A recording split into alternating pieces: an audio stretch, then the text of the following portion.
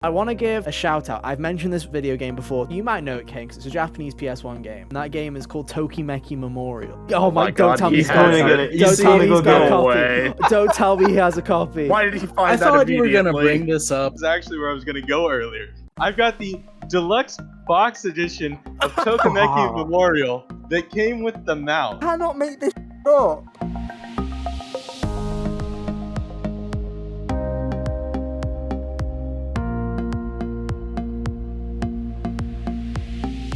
Hey, how's it going, everybody? Welcome back to another episode of the HGO podcast.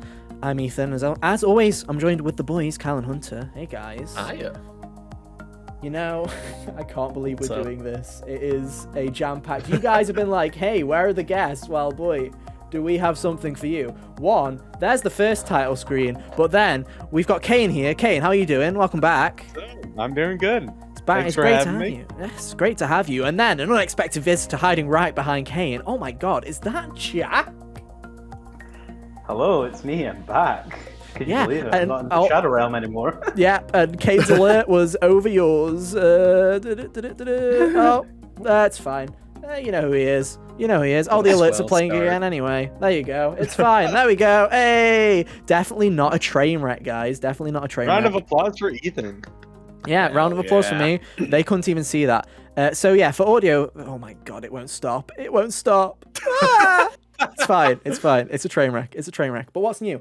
Yeah, so we're doing a very special episode here because, of course, we try for months to get a guest on our show, and then they show up in twos like fucking Noah's Ark. So here we are. We've got both Kane and Jack. They're both here to talk about PS1 games. So that's going to be fun.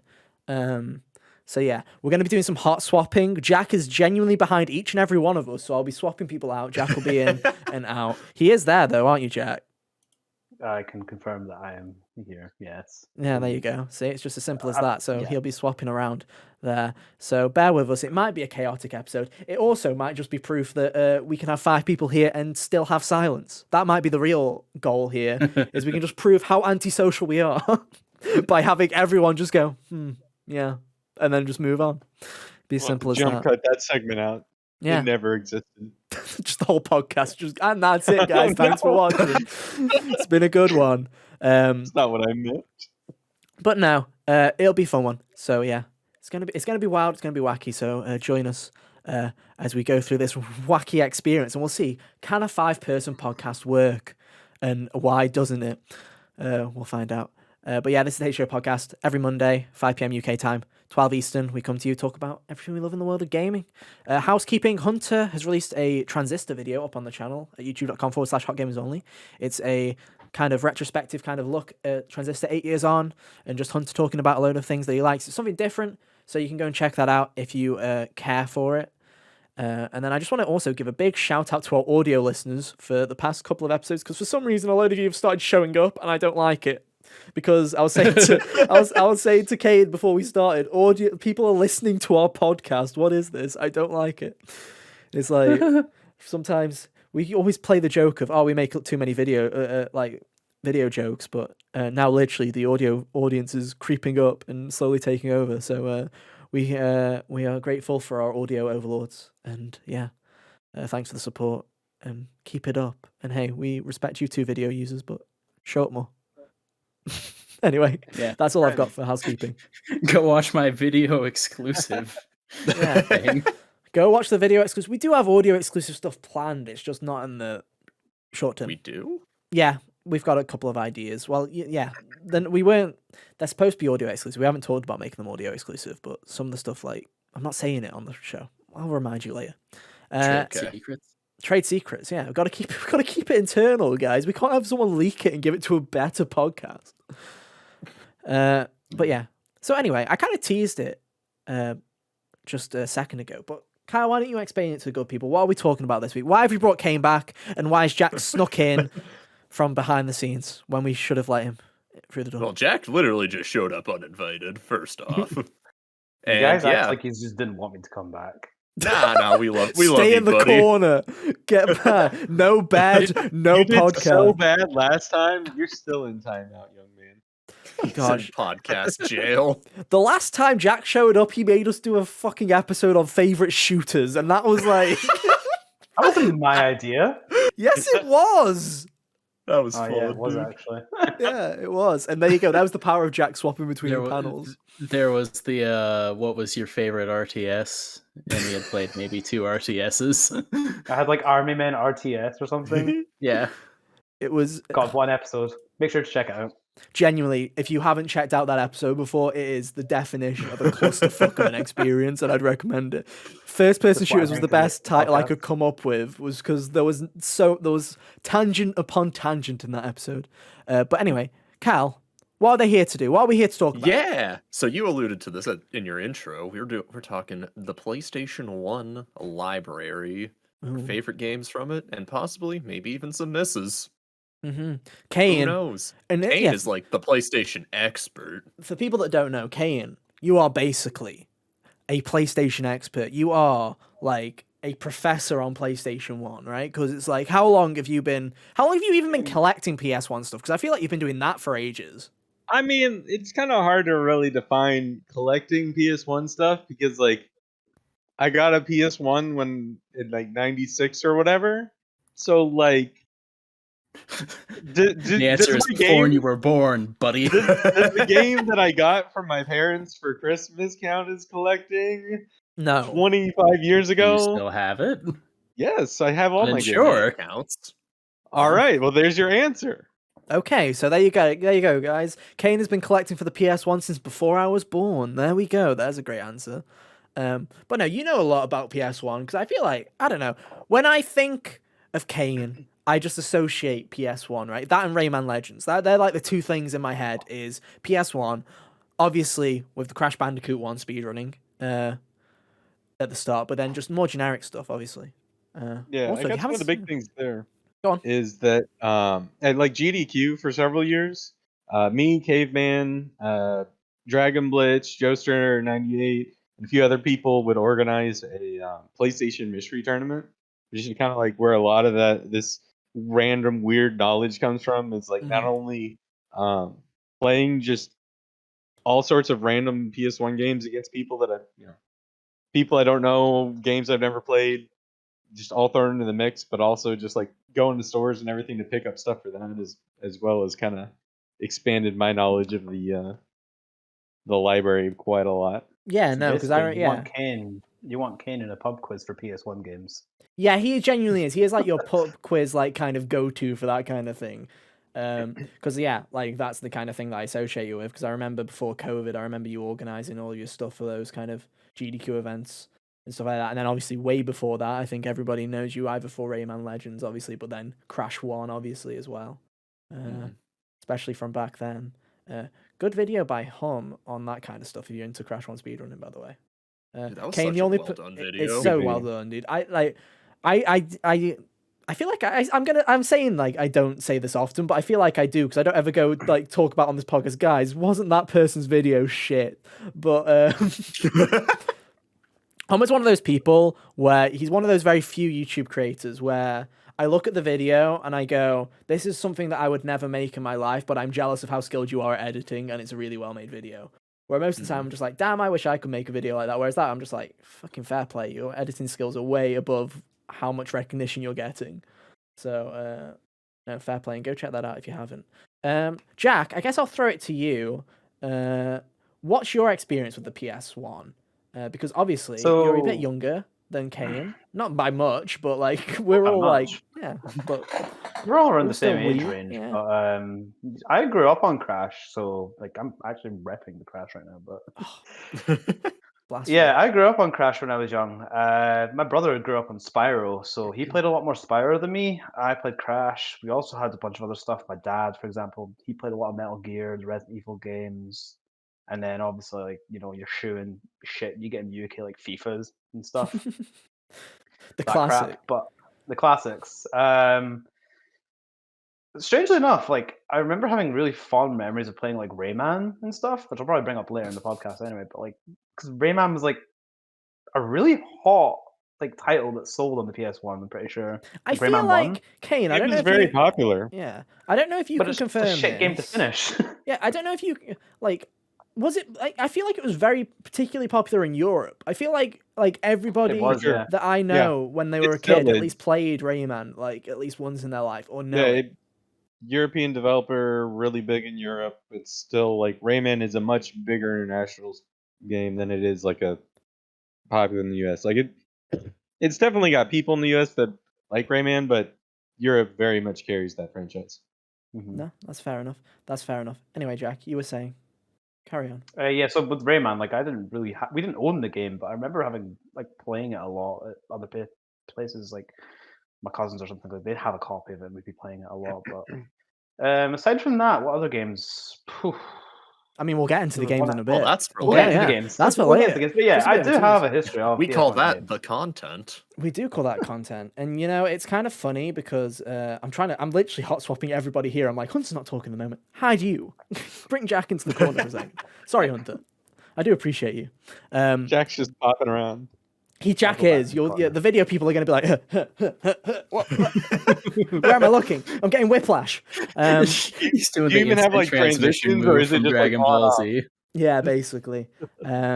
But yeah, because I feel like you picked up on something interesting, Jack, as well. Because we're at that age, right, where we were stupid young to not even born when the PS1 came out originally, right? So it is. You mentioned your dad, right? That's the exact thing with me. Is a lot of my memories of PS1 is my dad got a PS1 close to when I was born because he used it as an excuse of he'll play video games. That's why we'll get it for the kid who isn't born yet. But really, he just wanted to play Metal Gear. So he got a console Yeah. for Metal Gear, conveyed it as it was for me in the future, even though the PS2 was out by the time I was wanted to play games. And he was like, there we go. So it's like a lot of my memories are, I haven't really played. Like, that's why I Well, wanted. a lot of my memories as well, I was going to say, was just watching Yeah. like my brother and my dad play the PS1. Oh, 100%. Yeah.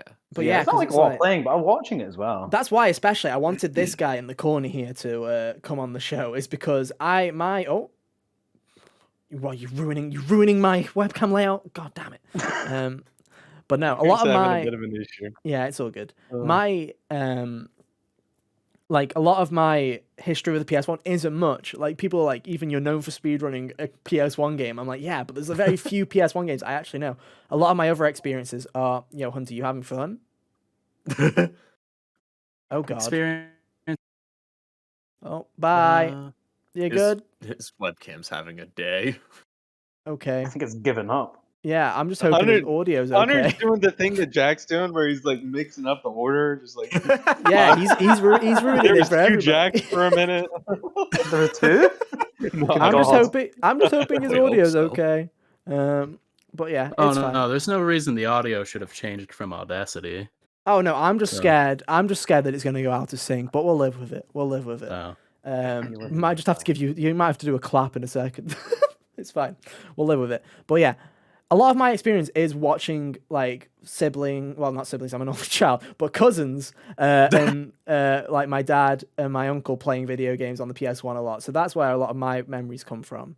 I guess I'll throw it to you, Kyle, for a little bit. Go on. What's your history with the PS1 then?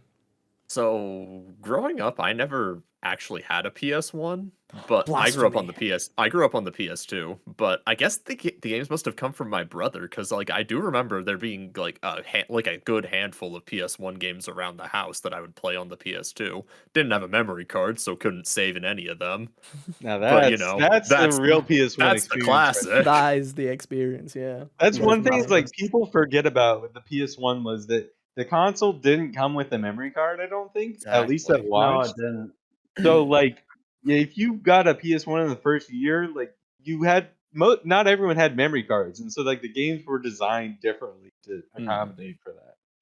Like No, I just definitely. remember like leaving the PlayStation 2 on for nights so that I Yeah. could just keep my CTR save file going. Yeah. How And far just can you get? replaying like the same first bit of I got Digimon really World good 3. at Frogger as a kid because Like, of that. I I'm did not sure I if did this end one's up seeing the end of CTR as a kid. So Nice. that was nice. But yeah. No.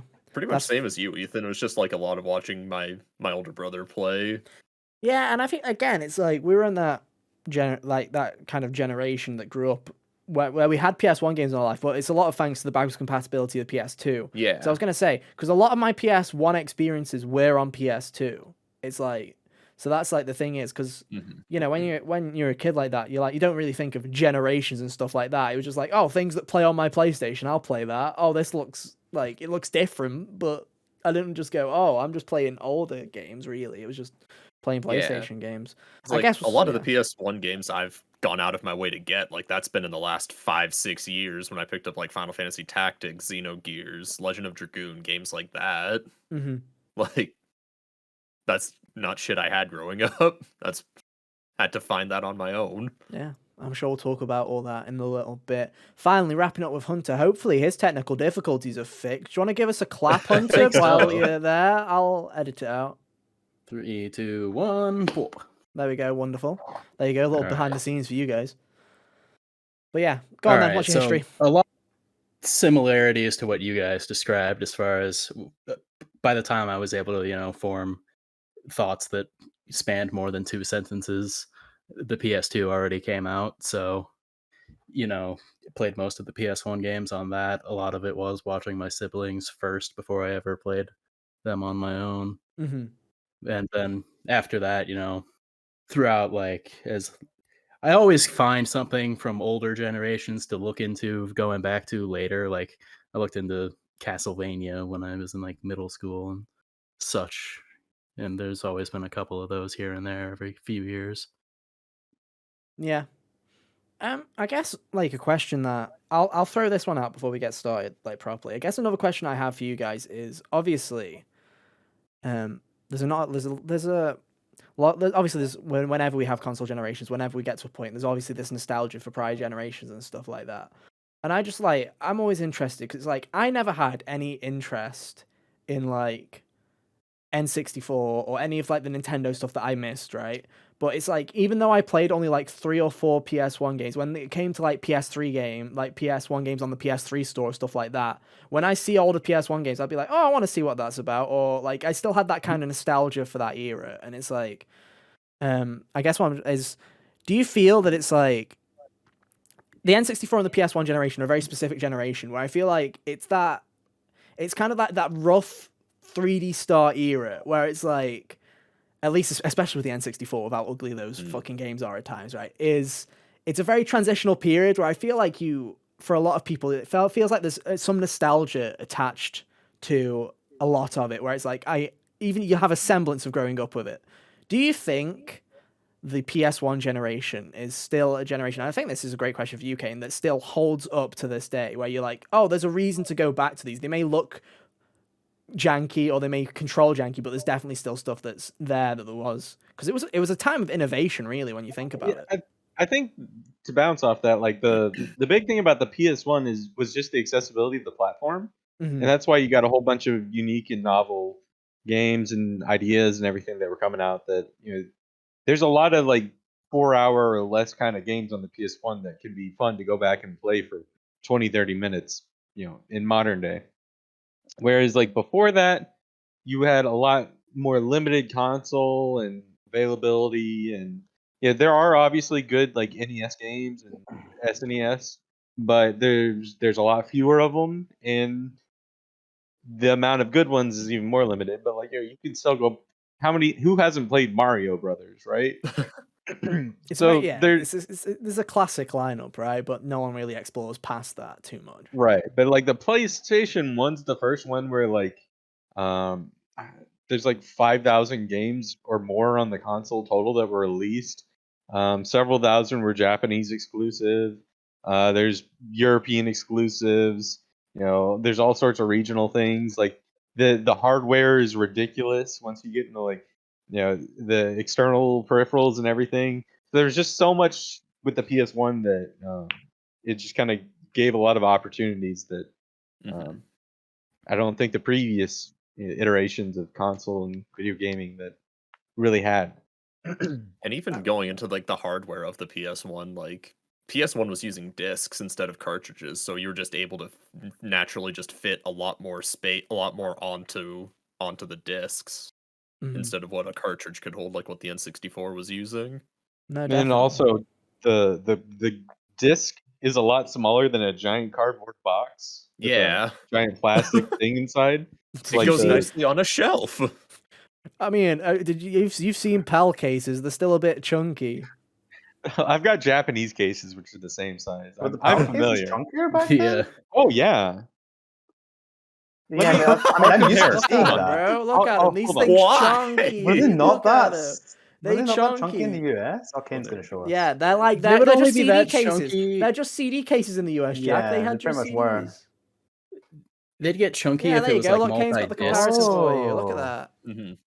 Oh wow, yeah, that's much different. Yeah, we got big Like, chunky buggers. We They're got easy some to break as chunky well. boxes, and They're they're so really fragile. Yeah, Yeah, they're What's terrible. fragile? Oh yeah. the PAL cases, they're really fragile. And they're not really fragile. They're just there's a lot of empty space. Yeah, it just makes them easier to break, especially when you're If a you kid. step on that, them, Just Yeah, step on accidentally 'em, yeah. break the hinge or Oh, whatever. you step on and them and they just They just die. They terrible. just like Yeah. salut, They goodbye. really did. They just die. But no, I definitely think, to your point, Kane, it was genuinely like there's a reason why the PS1 did so well, and I'm not trying to be like a PlayStation fanboy here or anything like that, and like say the N64 is trash, because there are some great games on the N64. But there's a reason why PlayStation kind of became a brand with just one console. Like, obviously the PS2 blew up even further than that, right? But it's like the PS1 did so well as a first console, and it's all these things. Obviously, it's the discs, it's all these games, it's big publishers like Square coming onto this platform, leaving Nintendo for it, right? But there's a lot of innovation, just a lot of variety, where it was kind of the start of the whole kind of modern-ish kind of era of games, where it's like there's something for everyone here. It's not just your platformers and your kart racers, right? It's not just your kids playing the Nintendo. There's a lot of other stuff for a wide variety of audiences. From your kids, you've got your Spyros, you've got your Raymans, your Crashes, but then you've also got your Metal Gears, right? You've got your Siphon Filters, you've got all sorts of stuff that is kind of broadening that spectrum. And don't get me wrong, Nintendo started to do that slightly as well, mainly thanks to people like Rare, but it's not as... GoldenEye. Yeah, exactly. Conker's Bad Fur Day as GoldenEye, well. Perfect Dark. Yeah, Perfect Dark. But not to the wide spectrum that PS1 was, right? It's like you got some crazy shit on there. But anyway, that's enough preamble. I might want to make a timestamp of Preamble Hunter. Just Yeah, FYI. I got it. Also, I've just cut my face. Blood. It's fine. I'll just hide it. Don't want to get demonetized. I'm just gonna sit like this. Jack on screen, turn yourself I'm off. just gonna sit like this. So that's a great idea. So I'm gonna throw it to you, Jack. You're gonna take my place first, apparently. So because I've just caused an accident. I'm in danger. So I'll throw it to you. Give us a PS1 game that you This is not a safe work environment. that you really love. Because essentially, what we're gonna Not do here OSHA is we're gonna approved. basically build our list of our favorite, the best PS1 games, the PS1 games that you need to go and play that we love. So I'll throw it to you, Jack, because I'm sure you've got a great first answer. Well, I was just going to start with Rayman, to be fair. So I'll it's not the do it. best answer. Do it. Hey, it's all good. But like, this Rayman was a really good game, even though it's like a complete bollock to like actually finish and complete. But as a kid, when I was young, I don't care. The game starts off relatively easy. It's pretty good, and then eventually it starts becoming a complete cunt at halfway And through then the you game. game over and you're like, oh no, I'm in Yeah. danger. You also get like 10 continues, so it's also kind of like, meh. I felt like it was forgiving Until in you life. run out. Yeah, until you run out. But like, I think that was kind of like just the whole style of the arcade kind of, like you go to an arcade, you lose all your lives, pay like 20 coins or Right. whatever it is, like to go and There's continue. still a lot of that like arcade game design that's carried over into like the PS1 era where like Yeah. the games are really hard and like it kills you really quick, and that's like a way of content padding back in the day, and Yeah. Yeah. they were transitioning. It was- Yeah. yeah. For a 2D platformer on the PlayStation, like the graphics and stuff incredible. I loved it. Oh, Like the art the style was graphics really for good. Rayman are great. Yeah. Yeah, Yeah, all it's the just a shame levels the look gameplay super was creative just too. super bad. I mean, the gameplay's not super bad, but you know what I mean. Like It's just too the hard. the hidden Slow. secrets were so. What's the word I'm looking for? Enigmatic.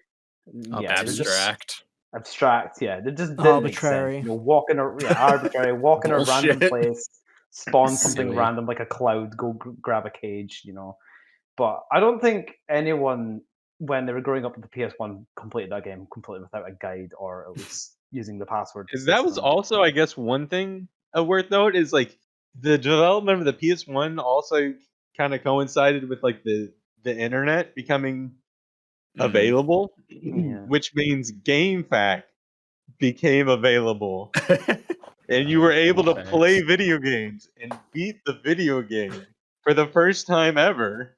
You just go to the GameFAQ, and someone Dude. spent 48 It hours just took, typing yeah, up. and it took you 48 hours to dial up to get on the website. It was great, you know. It Dude. was like, And the little ASCII text picture would load in 5 yeah, minutes dude. later. Hell yeah! Hang on, my ALL's acting up. Wait, who's on the phone? No, now I've got to start over. What is this?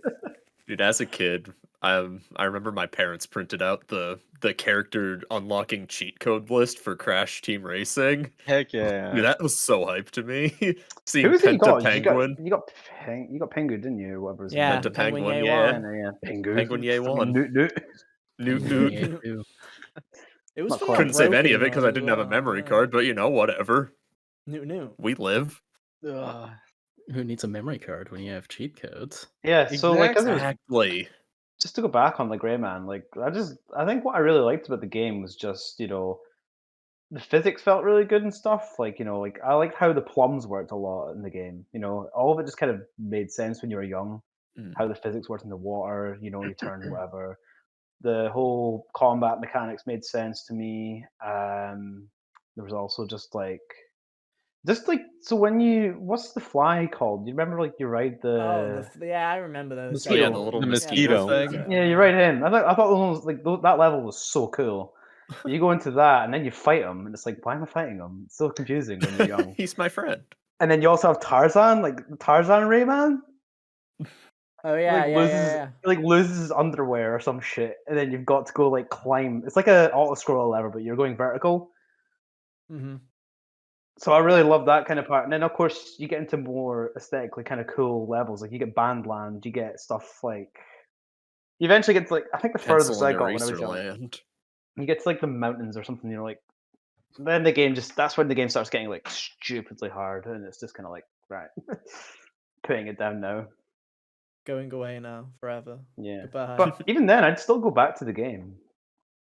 No, I definitely agree, and also, obviously, one of the beauties of this. Don't worry, it's gone, guys. I fixed it. I pushed on it really hard until it stopped. The great thing about That'll do Rayman is people. I don't remember. I feel like it was somewhat recently, like within the past year or so, did a proper PC like faithful like remake kind of remaster. It was called like Rayman. I don't remember what it was called, but I'm gonna have to have a look, do a bit of research. But there's a PC I version know they have of a Rayman One where they've like world editor for Rayman. yeah. Is it called You can Rayman make your own Redemption? Rayman 1 level. That sounds right. Yeah, Rayman Redemption, that's it. So it's a reimagination of the original Rayman, which features a lot of new content, but it also has the classic game, and it's also stuff like rebalancing the live system and stuff like that, not ruin it. So there is a way to go back and play Rayman and have your nostalgia fix, but also not get angry at how awkward and arbitrary some of the game design decisions are in that game. So there's plenty of ways to go back and play it. But it's a good first pick. Who do I throw it to next? There's too many people. I don't know where to throw it to. Hunter, go. Might as well start off with an easy one. Metal Gear Solid is probably my favorite PS1 hang on. game. Yeah, who do I dip? Kyle, me, or you? You probably have more to say on Metal Gear than me. I'm going again. Bye. Jack has a lot to say. I've played the opening part of Metal Gear 1, and that's It's more it. than me. Yeah. I I'll go saw back to the the opening void. credits. I'll go back to the void. It's fine. Anyway, continue, Hunter. Sorry. Yeah, Metal Gear Solid's just always been a part of my life in video games, pretty much. Like, in the first game, I go back and replay the series every couple of years at this point, still. Just I get the itch and 1 through 4 are all taken down in about a week. And, you know, the first game is, of its time, so there are probably things like the ability to aim in first person that would be nice. But, I've learned to accept that, and I still really enjoy the experience. There's a lot of things that Metal Gear Solid did that I feel like a lot of games still take from gently today, as far as like, I don't think we would have got Uncharted the same way we did if Metal Gear Solid didn't do the whole game as an action movie thing first. Yeah, I feel like a lot of modern video games again is kind of rooted in Metal Gear in weird ways. Because like Kojima's always doing Kojima shit, right? It's like Kojima is very much a unique Sure is. individual. You don't ever go into a Kojima game and go, you know what? I think I've seen that one before, guys. Like I think I've seen this one before where the woman grabs a bug that's floating in the air and then eats it, and then the fucking handprints start going in the water in the mud, and I'm like, yeah, I've seen this one before. Kane's like, what even is that? That was Death Stranding, Kane. That was a Death Stranding. Oh, I that thought that was was a Death game Stranding. about Spoiled it for delivering me. I still mail. have to finish it. It is. Yeah, Death So did Stranding we. is about delivering mail. Well, It's just I also was has gonna- that. I was gonna go in the male direction, but I didn't know about The thing baby is- and the old woman. That game is like a fucking UPS like propaganda, dude. Because no one does a good job like Norman Reedus does in that game, dude. Like no one does that good a job. Like you should see them in the UK, dude. Like any postal service in the UK is fucking eating that shit over walls, dude. They're not doing what's not trekking across a dystopian wasteland to give you your fucking USB. No. Yeah, they're not coming in on zip lines. Who's delivering Yeah. USBs in 2022? Norman Reedus, Death Stranding, Game of the Year. But no, a lot of what you see from modern games, like the cinematic styles of them, with the heavy emphasis on story.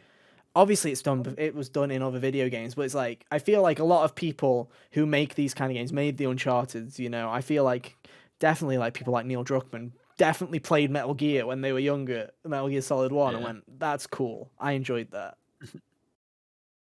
Anyway, And like to this day, there are just so many iconic moments. People who know nothing about Metal Gear Solid outside of 1 or 2 things will know Psycho Mantis and his whole Yep. skullduggery that he pulls in that boss fight. And The whole like controller port thing was definitely a very weird thing at that time. Like who's gonna No, Who's gonna? it Figure would be something out weird like that? today. It would, yeah. Yeah.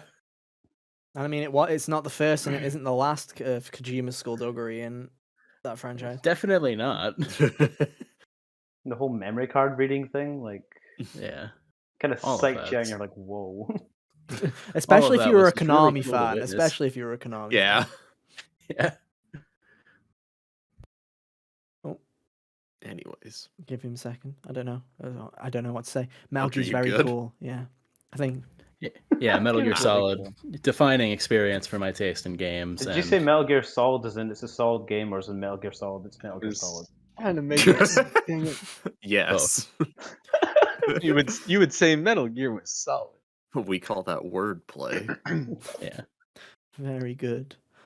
We love to see it. We'll Anyways, hear it. speaking I guess. of things made by Konami, Oh, go on. Castlevania Symphony of the Night You like Castlevania, is a don't very you? swell video game. It sure is.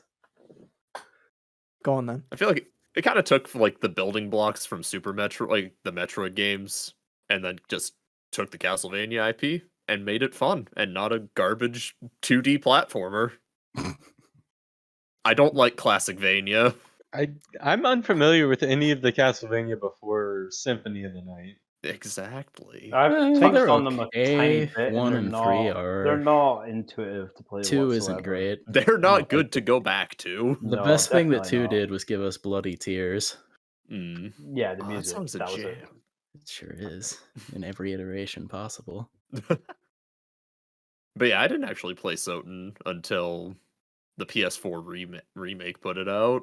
But I played that in 2018, I want to say, and I'm like, this is like one of the most fun games I've ever played. It's Just a game like- I'm still wanting to pick up as well. Dude, you really should. I Because feel you like liked Super Metroid, didn't you? I loved Super Metroid. Honestly, it's like really up there for me now. It's Honestly, so good. you'll be right at home in Soten. Yeah. No, I think that's one of the things that the PS1 did really well, because obviously I feel like, again, with the N64, with the PS1, a lot of people focus on the 3D games, right? They focus on the new dimension. But I feel like what a lot of people don't also realize is it was a time where they had been making 2D games for so long at this point, where they really just got them down at this point in the generation, where you Yeah. just have games that not only play well, because a lot of 2D platforms, obviously, and just 2D games in general, played well on the NES, the SNES, the Genesis, but they finally started to look awesome too. And they just there's some 2D games on PS1 that will still hold up in 10 years time, because it's Absolutely. they just put all that power just into the most intricate designs and art style and visuals, and it's just you've got a lot of jank on PS1, but the 2D games, there's some beautiful 2D games, and Castlevania is definitely up there. Yeah. Honestly, Soten is one of the tightest games I've ever played, just control-wise. It feels so good. It's so easy to just pick up and play, and the sprite work looks beautiful.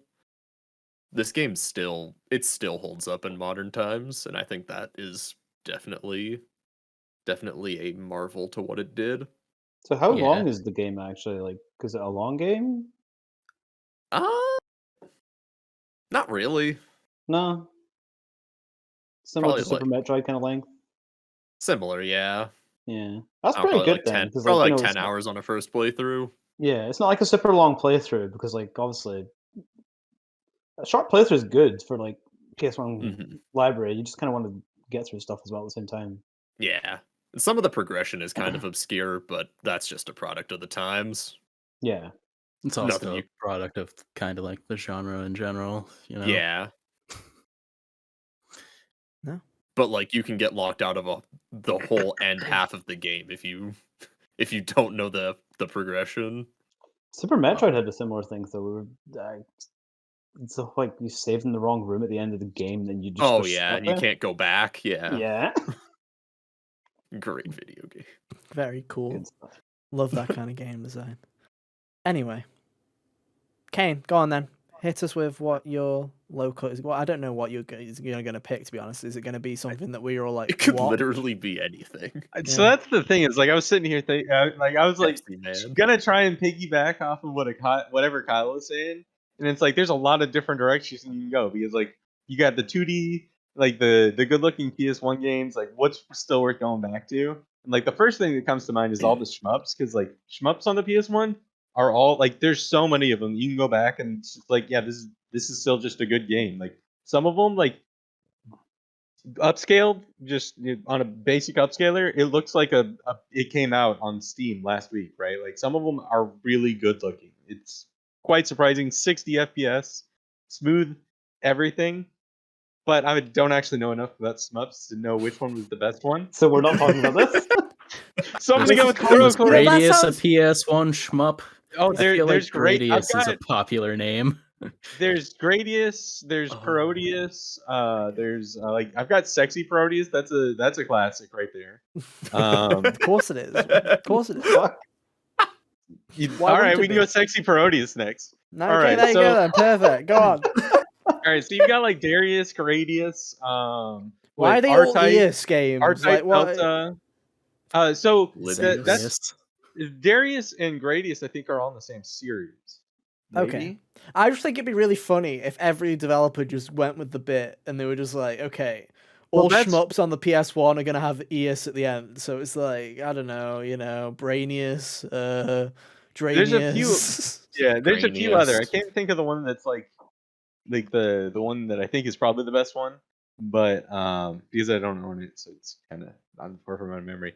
But Parodius is a series that was a joke spin-off by a different developer of the Gradius series, right? Where they just kind of make fun of itself within the context of a shmup. Mhm. And then Sexy Parodius was one where instead of your typical Parodius characters, and all the enemies are sexy women and It's fucking Galgro. bathing and all sorts of stuff. It's This is a the little bit. origin I was gonna story say of Dead or a little Galgro. Alive. bit. there's a lot of girls in bikinis and then like bathing and various This is other stuff. Galgun. This is like horny origin stories, dude. Like this It's is hilarious. The best thing about that Hey, was dude, we said the PS1 was inspirational. great pixel art. Ah, son, I see But- you're playing Galgun. Back in my day, we had sexy Proteus. Yeah, the funny thing about that one was there was a SGD 2016. Me and Caveman DCJ were co-op playing Sexy Proteus in like the casual room or something. Oh god. And it was, Like that sure they came in loved that. public? I'm well, sure. it was on the 5th floor, like it was spread over Okay. 3 floors. Kyle, it's and, like- GDQ. Kyle, it's GDQ. 6 Well, people probably walked in and These went, dudes "Oh are my, going to a it's sexy speedrunning Proteus." convention. Wow. What standards do you think they had? They're We at not least wearing showered. deodorant. They probably know what sexy Proteus is. Jeez, come on. So, anyways, we're in like the casual room, and it's in such a weird place that literally no one ever came in there. Like for the week, you'd find like 6 people in there if you're lucky. And so me and him are up there by ourselves. We got like a room with 40 TVs to ourselves. And one of the GDQ security people that's not like the police officers, but just as like a Like make a sure mall people, cop? yeah, the mall Rent-a-cop. cop. The It's just anti-fun people with police. badges. And he walks around and he's like, "What are you all playing?" And we're like, Sexy Parodius. And he's like, "I'm gonna need to sit here and watch and make sure that this is GDQ appropriate." And he sat there for 45 minutes and watched the whole playthrough. That is literally like out of a buddy comedy movie, dude. That is like straight out of like, I'm gonna have to see your license for this game. I'm gonna have to confiscate this. No. I'm take gonna it have to to my take it. office. I'm gonna have to take it. Box. Yeah, I'm gonna have to take it into the back and just double check that this is GDQ appropriate. If you'll excuse me. Excuse me. So It he turns watched out- the rest of our playthrough. Yeah, and he works for the Galgun people now. It's incredible origin Hey. story. Dude. You love to see it. You love to see it, but yeah. But yeah, shmups on the PS1. There's some of them that are 60 FPS, super clean. Like, can't go wrong there. More than you can say for like most of the PS4 generation. Ayo. Yeah, like honestly. Yeah, it's crazy. It's crazy. Oh god, it's my turn now. I have to think of a PS1 game. Think, Ethan, think. I don't know. Oh, I you feel just like quoted one. yeah. No, I'm not picking. I'm not picking easy shit, dude. Someone else can have that. When Cool, I thanks. think, you're welcome, Jack. I got you, buddy. I got you. When I think of iconic games on the PS1, I've got to go with it, right? Everyone knows I'm a rhythm game degenerate at times, dude. I love my rhythm games, right? And I mean, I feel like the classic that you've got to mention is the again, talking about short games. This one's like 30 minutes, boys, so you can get this one good and proper easy. Parappa the Rapper, dude. Parappa the Rapper is quite possibly one of the most important rhythm games ever made, and also one of the worst rhythm games ever made at the same time, ladies and gentlemen. Because I don't get feel no, well, I do get it because I think it's funny as shit. It is like You just it gotta is- believe. It is Fair enough. like it is like one of the most wacky stories in a video game. If you are ever like for one, I pray for anyone that played that high. I genuinely do for them making it to Oh. the end because that One thing to must be a note. journey. The US version has so when the pound Japanese version, Parappa dies and goes to the afterlife or something, right? I don't know. That happened. All right, so I only played the PS4 remaster, which I think is the NTSC version that they did. So I don't think all I right, got all right, to all see right. this. So in You the all. original Japanese and PAL version, it's like the 4th song or 5th song where like Parappa dies and gets sent to hell. And on the US version, they were like, maybe we don't do this. So he gets sent to an island instead. So it's a completely different level. I think that must be did two. they make a new that song for must that? be two. I feel that must be Parappa 2 then. No.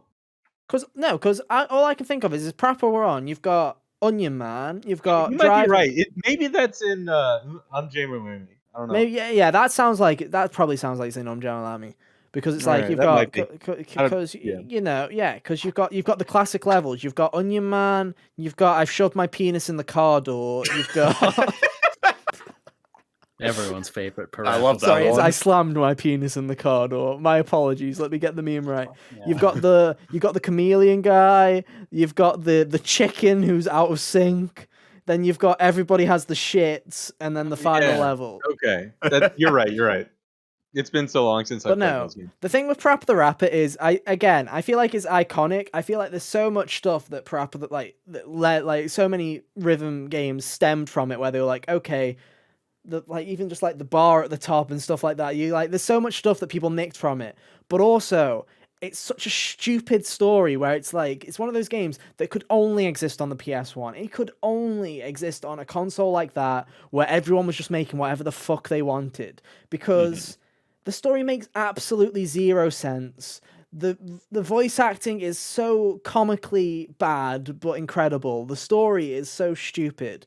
And it just doesn't, like, it kind of works, but it doesn't work. And then there's also the freestyling gameplay, which is just mash the buttons out of sync, and it's like, it's a rhythm game. I'm like, what is this?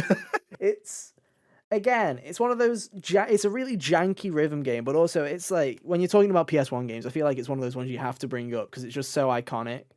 And like I say, I never played Parappa 2, I never played on Jamalami, but I have played the original, and all I can say is the PS4 port sucks. It's really bad. The fourth chicken level, they programmed the buttons wrong, so they're out of sync. So you actually have to play that level out of sync to get the perfect. Is it actually worse on the PS4? I'm pretty sure the original game was like that. No, it's worse on the PS4. It's even more worse. I on don't the PS4. believe that. It's time I for don't a test, believe dude. that. It's so That's bad. the doubt. It's actually time that with bad music. originally. Yeah, well, you're gonna have to press X about 3 seconds after it tells you, Hunter, to get it to sync properly. But True, yeah, true. Yeah, that game is a wild ride. Again, something that you could probably only experience on the PS1. But it's also awful, and there's much better rhythm games on the PS1. Never mind on. You don't play it for the rhythm game. You play it for the experience. It's an I was gonna say, experience. is there not a PS1 game that like started introducing like the whole floor? Remember like the floor mats you used to get? Like, Oh with yeah, the Yeah, arrows, DDR. It's like DDR. DDR, yeah. DDR DDR. home mix or whatever. There's a PS1 Mickey game that has DDR. Oh wow. I feel like there's Or there's definitely Mickey Mouse DDR on the PS1 has a format.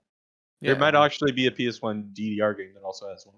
I just know because I've looked up the Disney games more. It's probably specifically. still better than Parappa the Rapper though. Oh, absolutely. Probably. Yeah.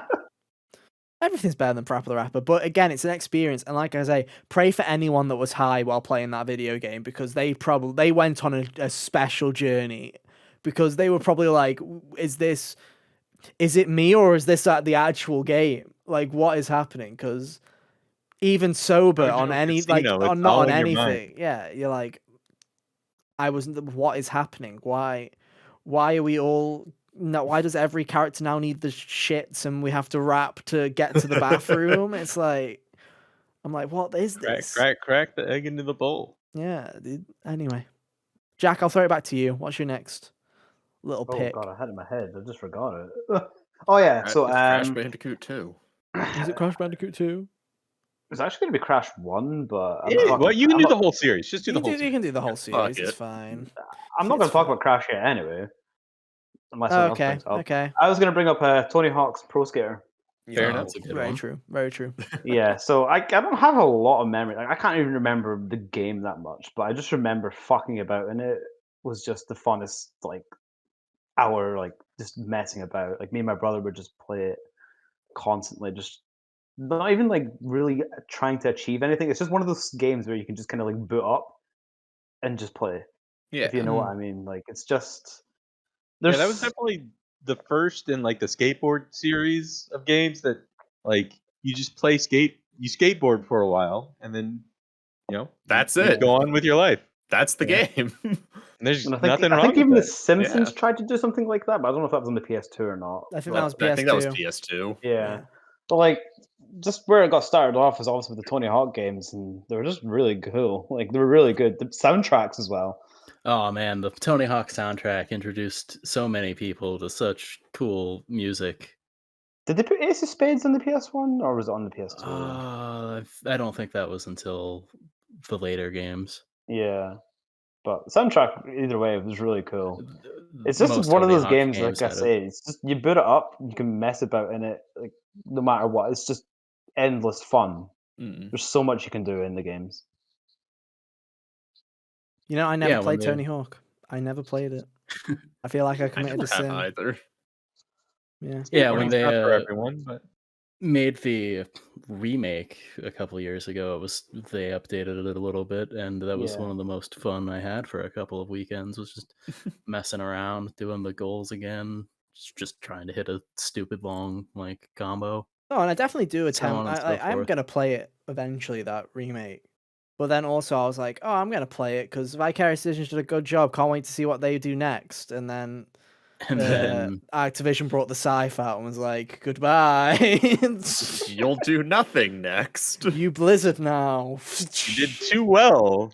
Get gone. Xbox waiting behind Activision. Yeah, but even just like as a kid, even as a kid, No. just like doing stupid shit. Like when you're a kid, you're just doing anything in a game just to do Yeah. it.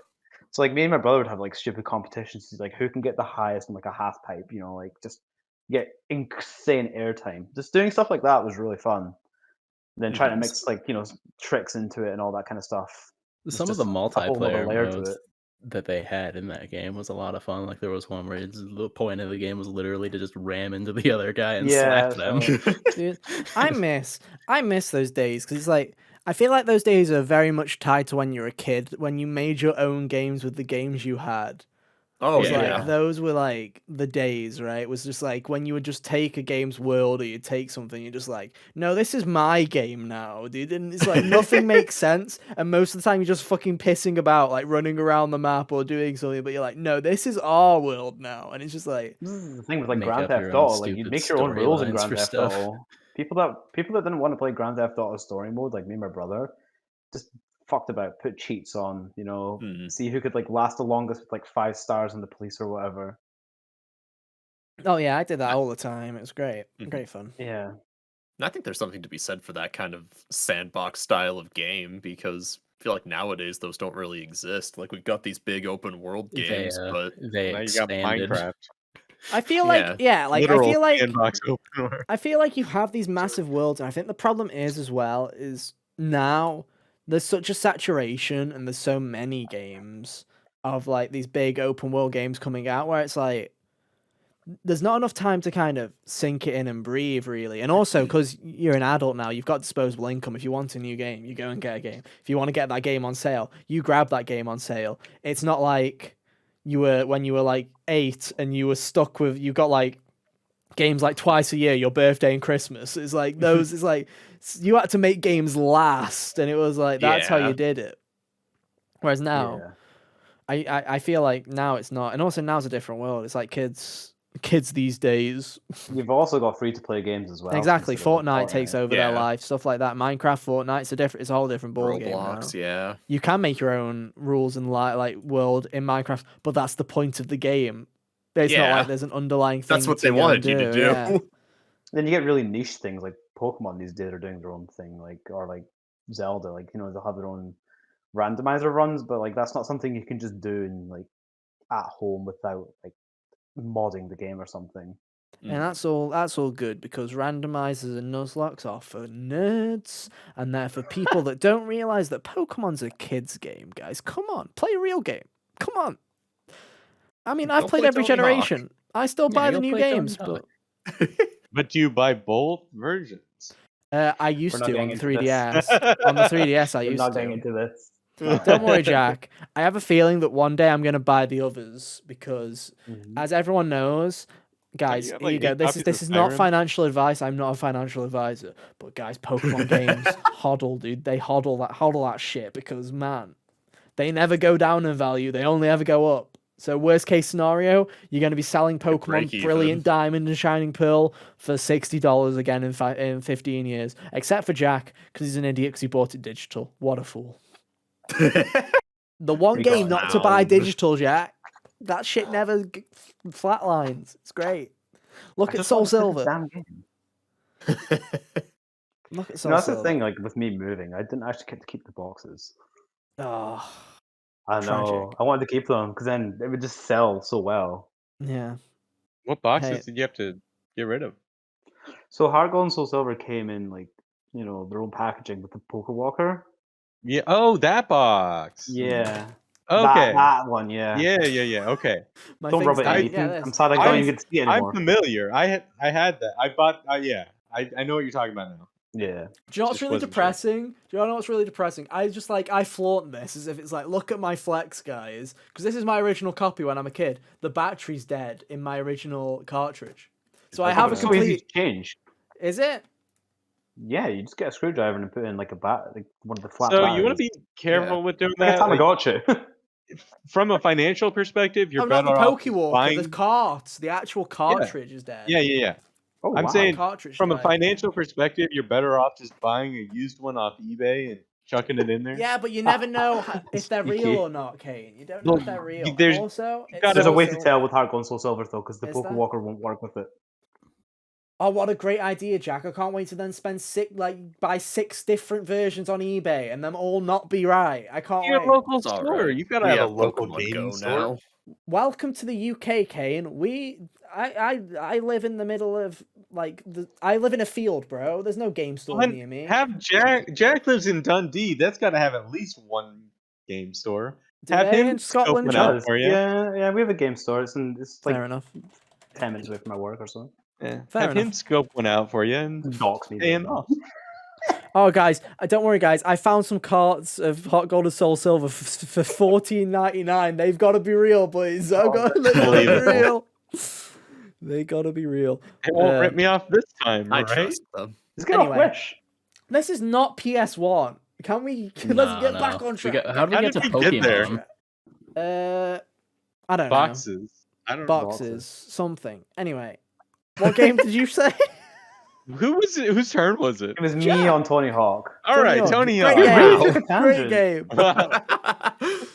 Anyway, No tangents on this show. No I hope tangents you on this timestamp show. that. The guys forget what they're talking about for 5 straight minutes. Wow. This is what happens when you have 5 people on the podcast at once. This happens when there's 3 people. I tangented just go off 5 on one. times. Yeah. This just happens whenever I remotely go, ooh, this sounds interesting. Let's go off on it. Why not? Let's see what It's happens. my fault. I brought up the boxes. My But bad. no, Tony Hawk is definitely again, it's one of those franchises you just think of when you think PS1. Hmm. Good pick. Good pick. Hunter, I think you're next. We can skip you though. Do you want me to skip you? Shall we go to Kyle? Yep, okay, we're going to Kyle. Kyle, you're next. All right, Kyle's next. Hunter's been preoccupied. He's put the podcast second, and that's unacceptable. And I'm hiding you. There's some noise coming from outside that I don't think you want me to try. I and take talk it back. over. He's putting the podcast first, guys. That's why he's my favorite. Right, anyway, carry on. He showed me. It looks like the anyways. dick now. L plus ratio. Plus ratio. You fell off. I'm the host now. Sorry, Kyle. Carry on. Oh. So the PS1 was the jumping off point for a lot of franchises that are still going to this day. Yeah, dude. And most notably, to me at least, is all the fighting games that started there and are still alive and kicking, even on modern consoles. So, just like 4 quick examples. Guilty Gear started here. Tekken had 3 games on the console alone. Dead or Alive is still a franchise that exists somehow. Did the beach volleyball And- start on the PS1? I don't think Yes, so. actually, I didn't there's do a that much Tekken research. beach I think volleyball it game did. or mini game on Tekken 3. Oh, on Tekken. I didn't know it was on Tekken. Yeah, Tekken Tekken? 3 has On Tekken. has volleyball. Oh Wow, my that's god. epic, bro. That's epic. You've also got like Klonoa beach volleyball. Wait, that was there's- real? I don't Yes! know what that is. There's a Klonoa beach volleyball game.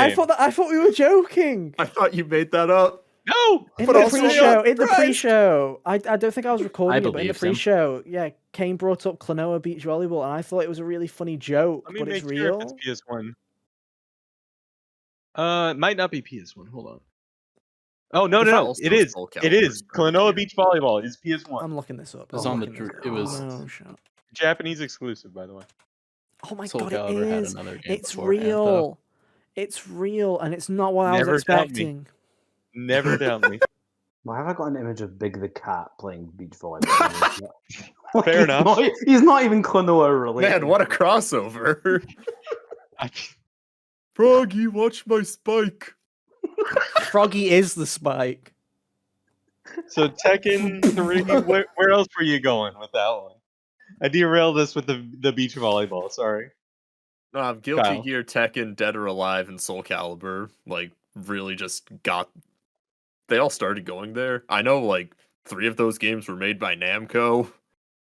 Yeah. I mean, And there's also a Guilty Gear ton of also other ones exists. that aren't series that are still alive, but like JoJo's Bizarre Adventure is another hot Mm. PS1 fighting game. They made a fighting game? Yeah, it's really Of course good. there is. Yeah, Isn't there a new they had one quite a coming out? few. There's a Go down fan that favorite, Evil Zone for the PS1. Can't pass up on the opportunity to bring up Evil Zone. Did Best Soul 2-button Calibur fighter. have a game on PS1? Like, being Sure Sega, did, and obviously. that's It like did. a Yeah, 98 I've on got it. Metacritic. All right. That's rigged, bro. That's one of the rigged. best reviewed games on OpenCritic. It's got some insane jiggle physics. Nah, I Like, disagree. It's got some. That's why I got an eye hit. exactly. Horny I won gamers the in the hearts of fucking everyone back in late Horny games in the 90s. building. But isn't that what Dead or Alive was for? Dead or Alive, I don't Well, didn't score as well, think so they clearly did something skewed wrong. that way yet. Tragic. People wanted an actual game with that. Cry.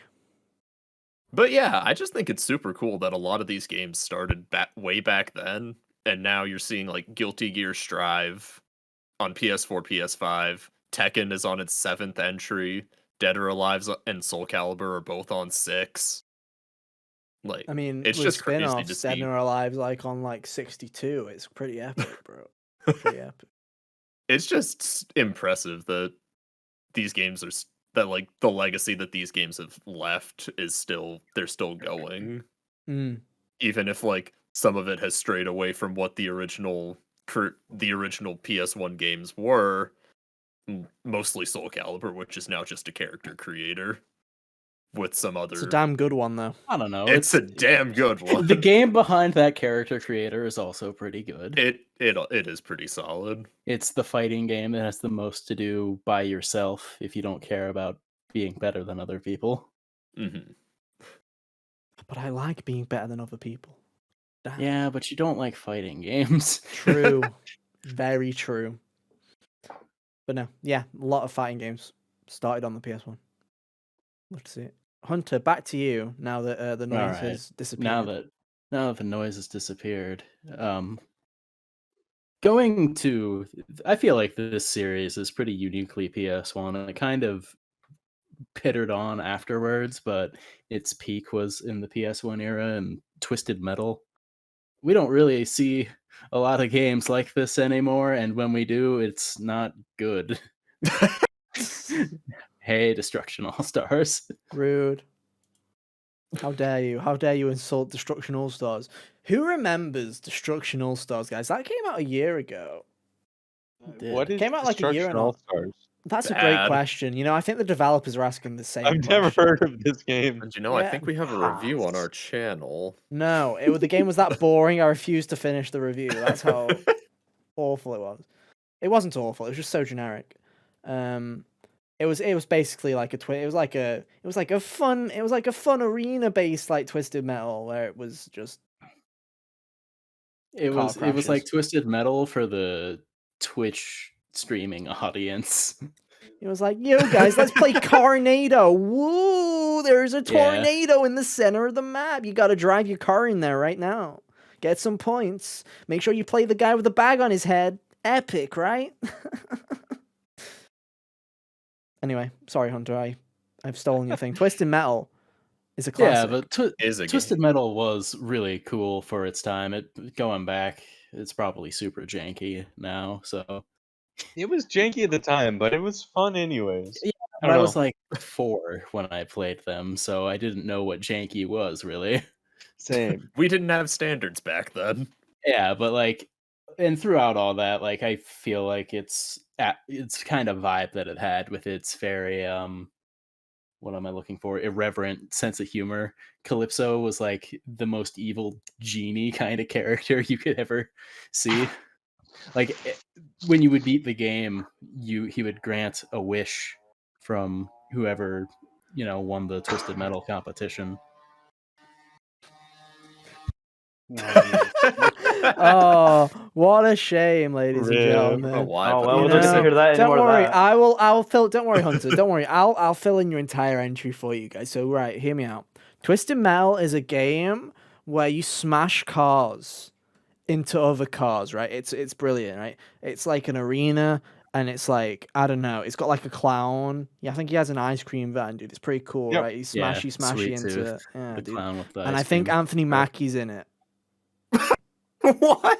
Not yet. That's the TV That's show. the TV series.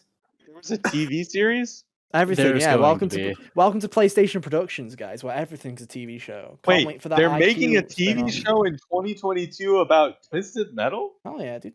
With Yeah. Anthony Mackie. Yeah, Dude, they you made have to wonder Morbius. why. That fucking Sony will do anything. Made Morbius. Don't talk about All right.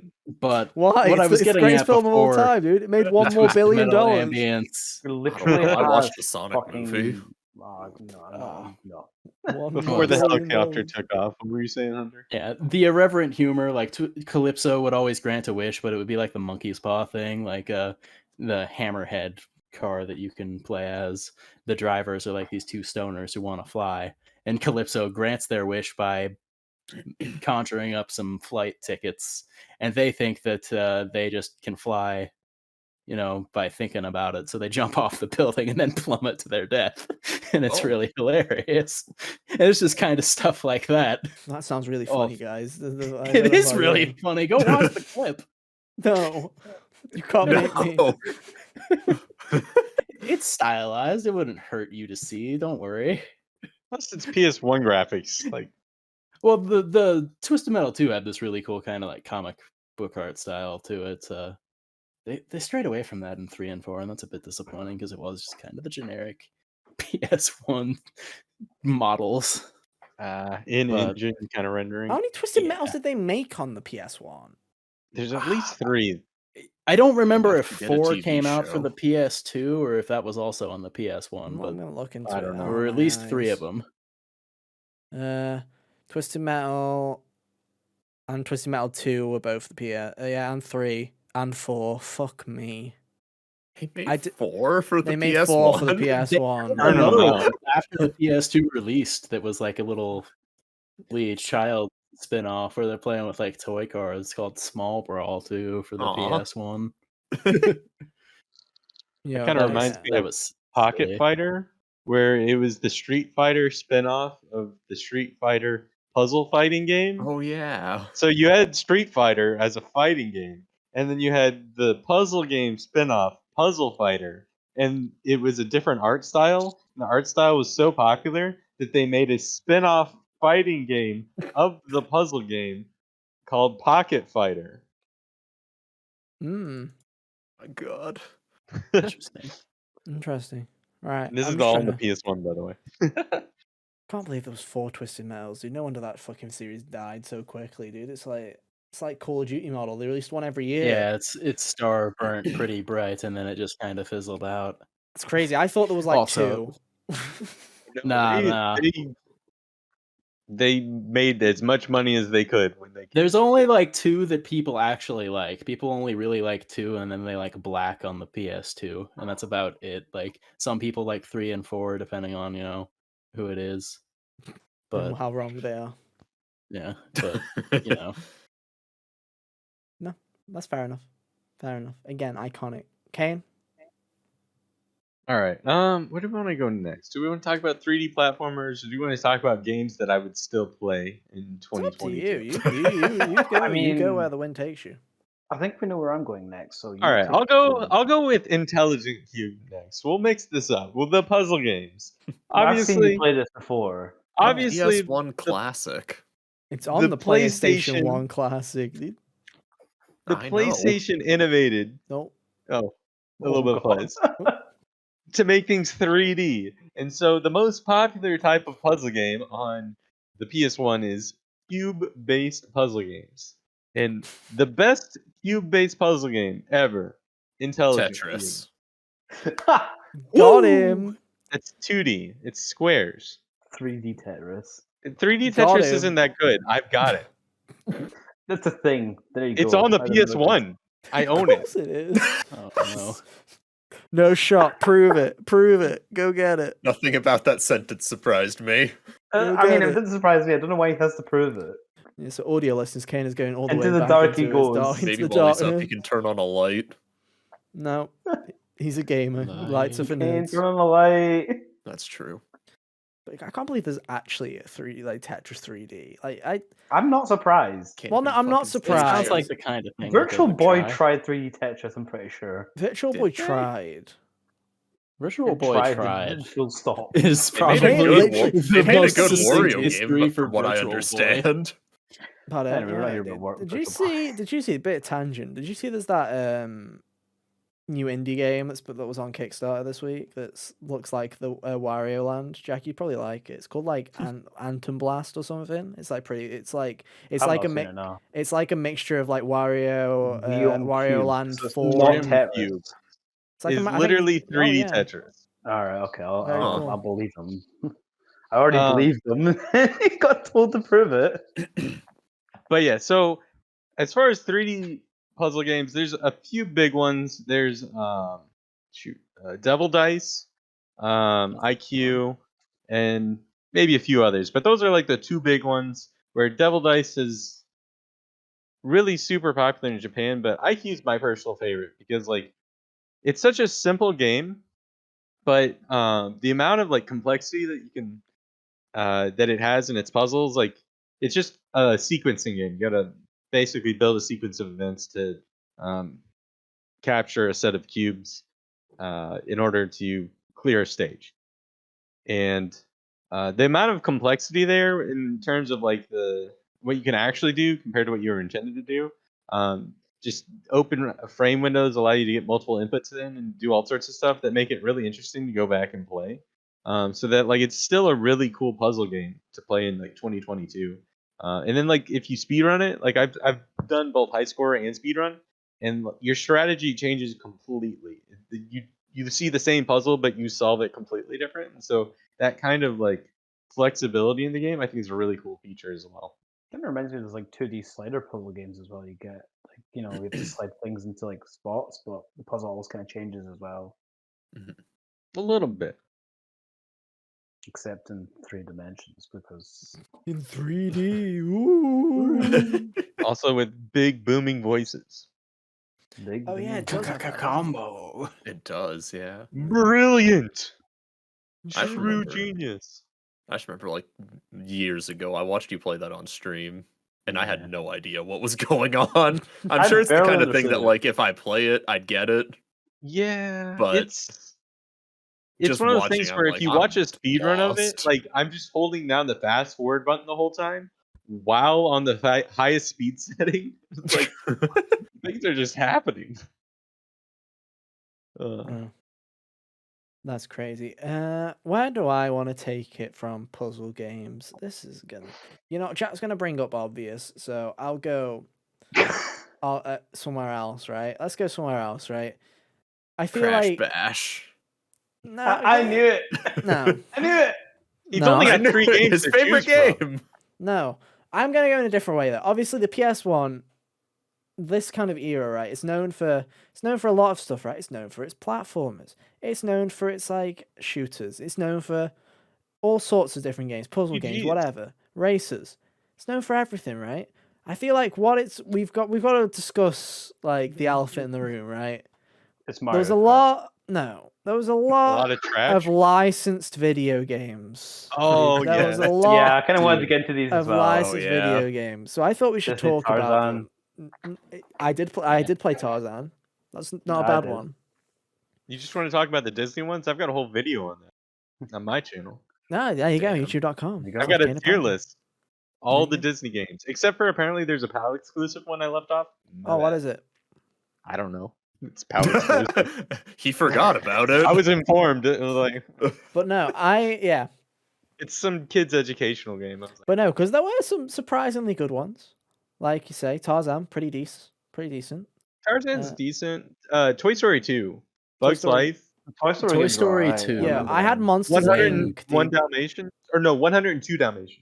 Dude, I forgot about Monster Inc. I was a really liked thing, the actually. Monsters Inc. one. I've dude. never Maybe played it. How is it? Scare out. I like So it. weird. I like it. It's Okay. funny as well. It's one of those weird ones because you know when there was games on PS1 and PS2, and they were like two completely different games.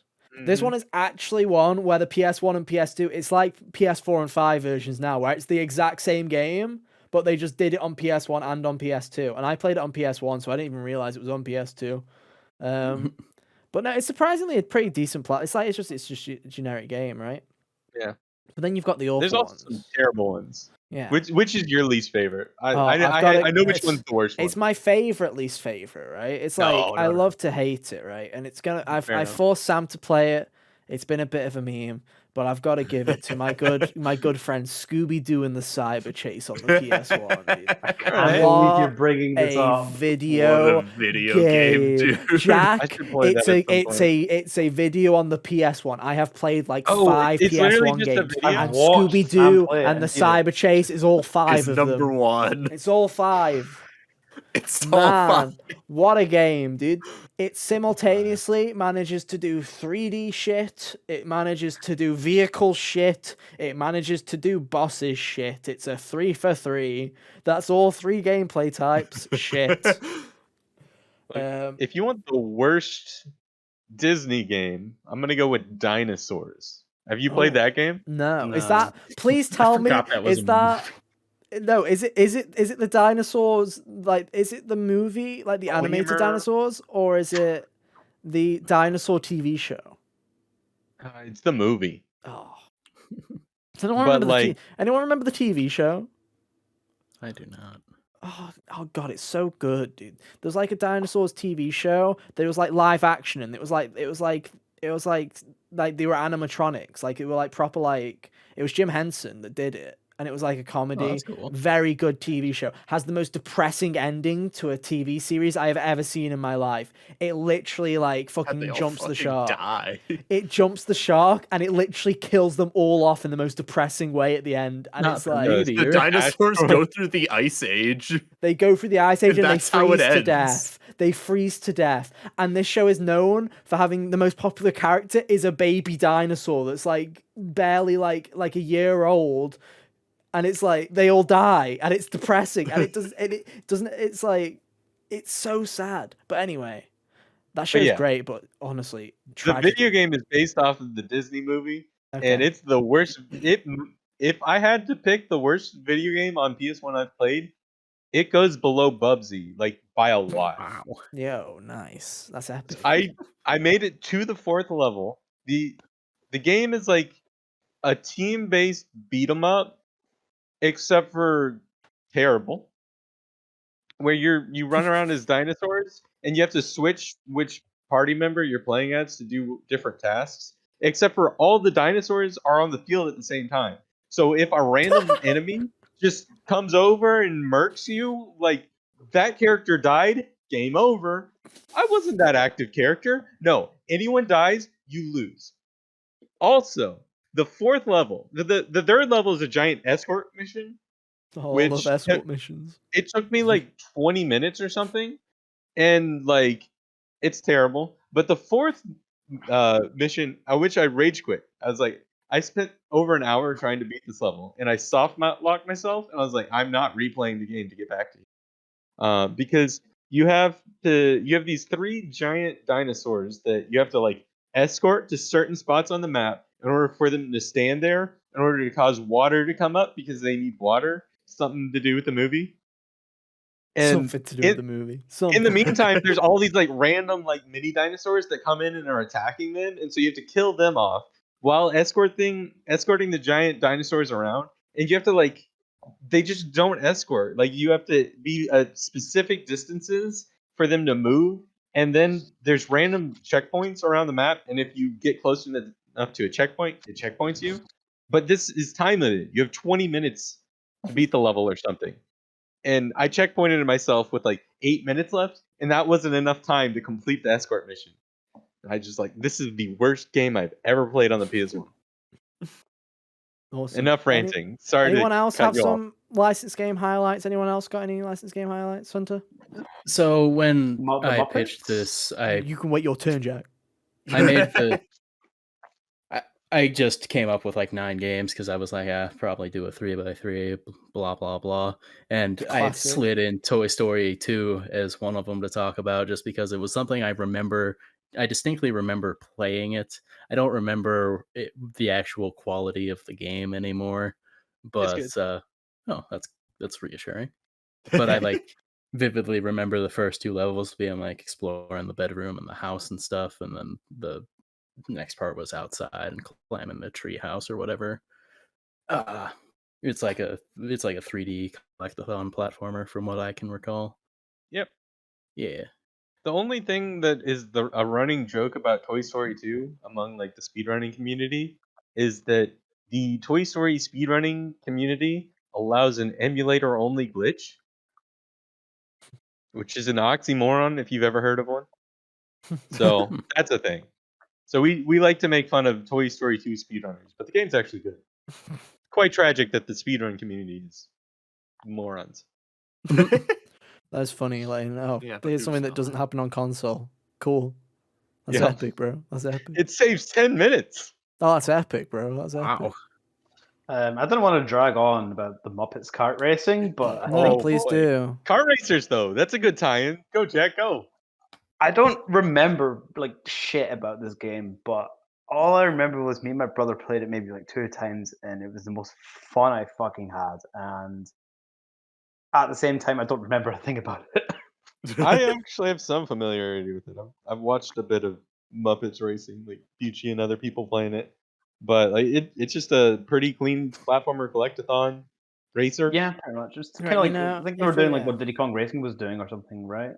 No, not quite Diddy Kong Racing. I don't No. know. I don't think Muppets was as track oriented.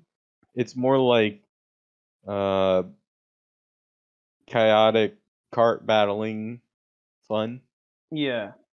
no, Like I fair said, So enough. I like don't a remember much about it. CTR, the one of the little balloon mini game kind of stuff. That more Yeah. that style.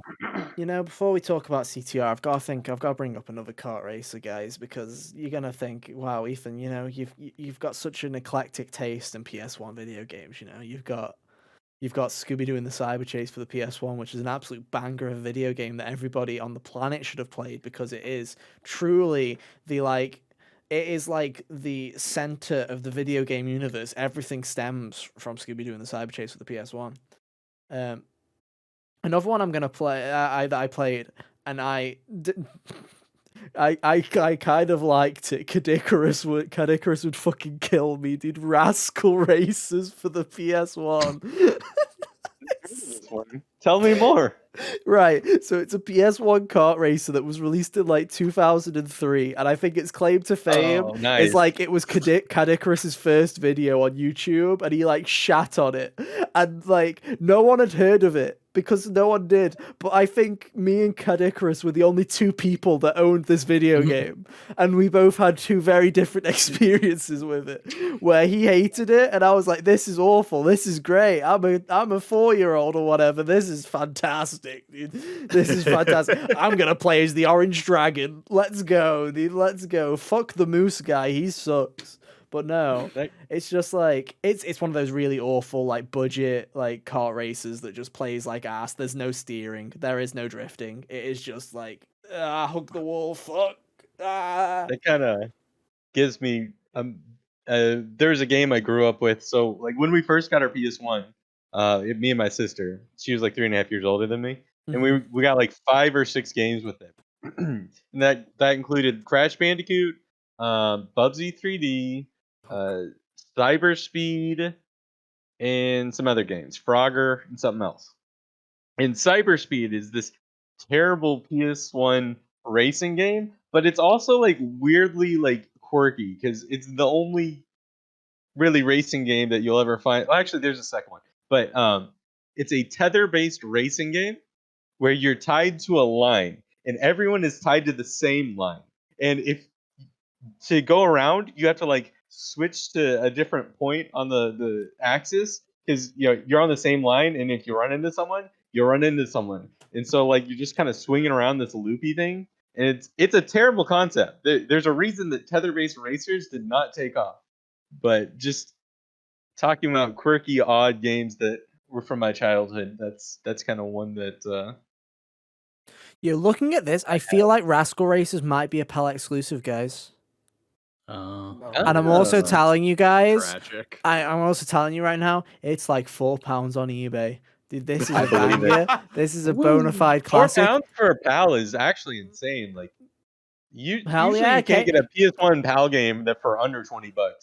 If you're in Europe, obviously it's like $30 shipping for me on top of that. Yeah, well, all I'm saying, Kane, is if you want to get one of the best games on PS1, Rascal Racers, dude, it's a I mean, bargain. if you want to put together like a whole box of PS1 games, I can just have you. I don't love ship it them that all at once. much.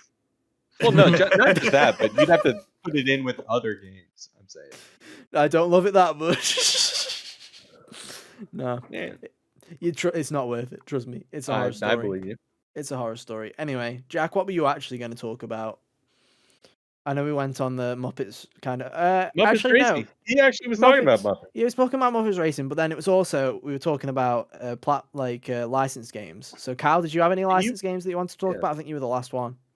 No, Or have you got nothing? I can't think of any licensed games I played off the top of my head. No, Nothing? at least not from the PS1. Damn, I guess it's back to Jack. All my then. licensed shovelware was on Hello. PS2 with Shrek and Finding Nemo. My voice The was fuck you shrill finding Nemo, dude? Shitty ass game, dude. Terrible video game. Terrible Terrible video game. game, dude. Awful. Ethan, we should Right. race that at We some were coming we to should this race point that game at some point. eventually. We were coming to this point eventually, but yeah, I'm going to talk about Crash. Boo! Basic bitch. Boo! I mean, someone's got to talk about the 3D. You can't platform ignore at some it. point. And I'm not talking about Crash Yeah, 2 or Bubsy Crash 3. 3D and Croc. Let's talk about them, guys. No. I I'm not talking about get- Crash 2 or Crash 3. Spyro? Crash 1.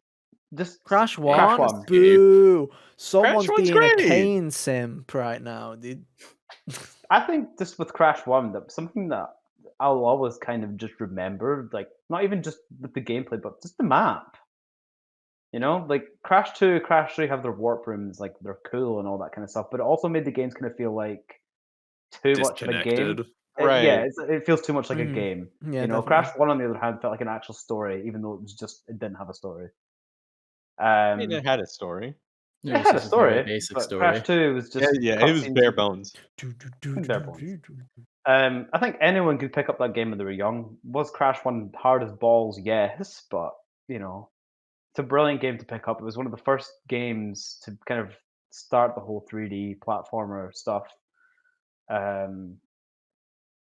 Yeah, like I could go on about Crash, but you know, I mean, it's just an icon for a reason. yeah, It did it. literally. They literally were hacking the console in order for it to perform as well Yeah. as it did. The Which is whole something idea that of the Naughty fact, Dog has done to this day, by the way. That's like yeah, their bread and The whole butter. It's not idea just of Crash just that they did them- that with.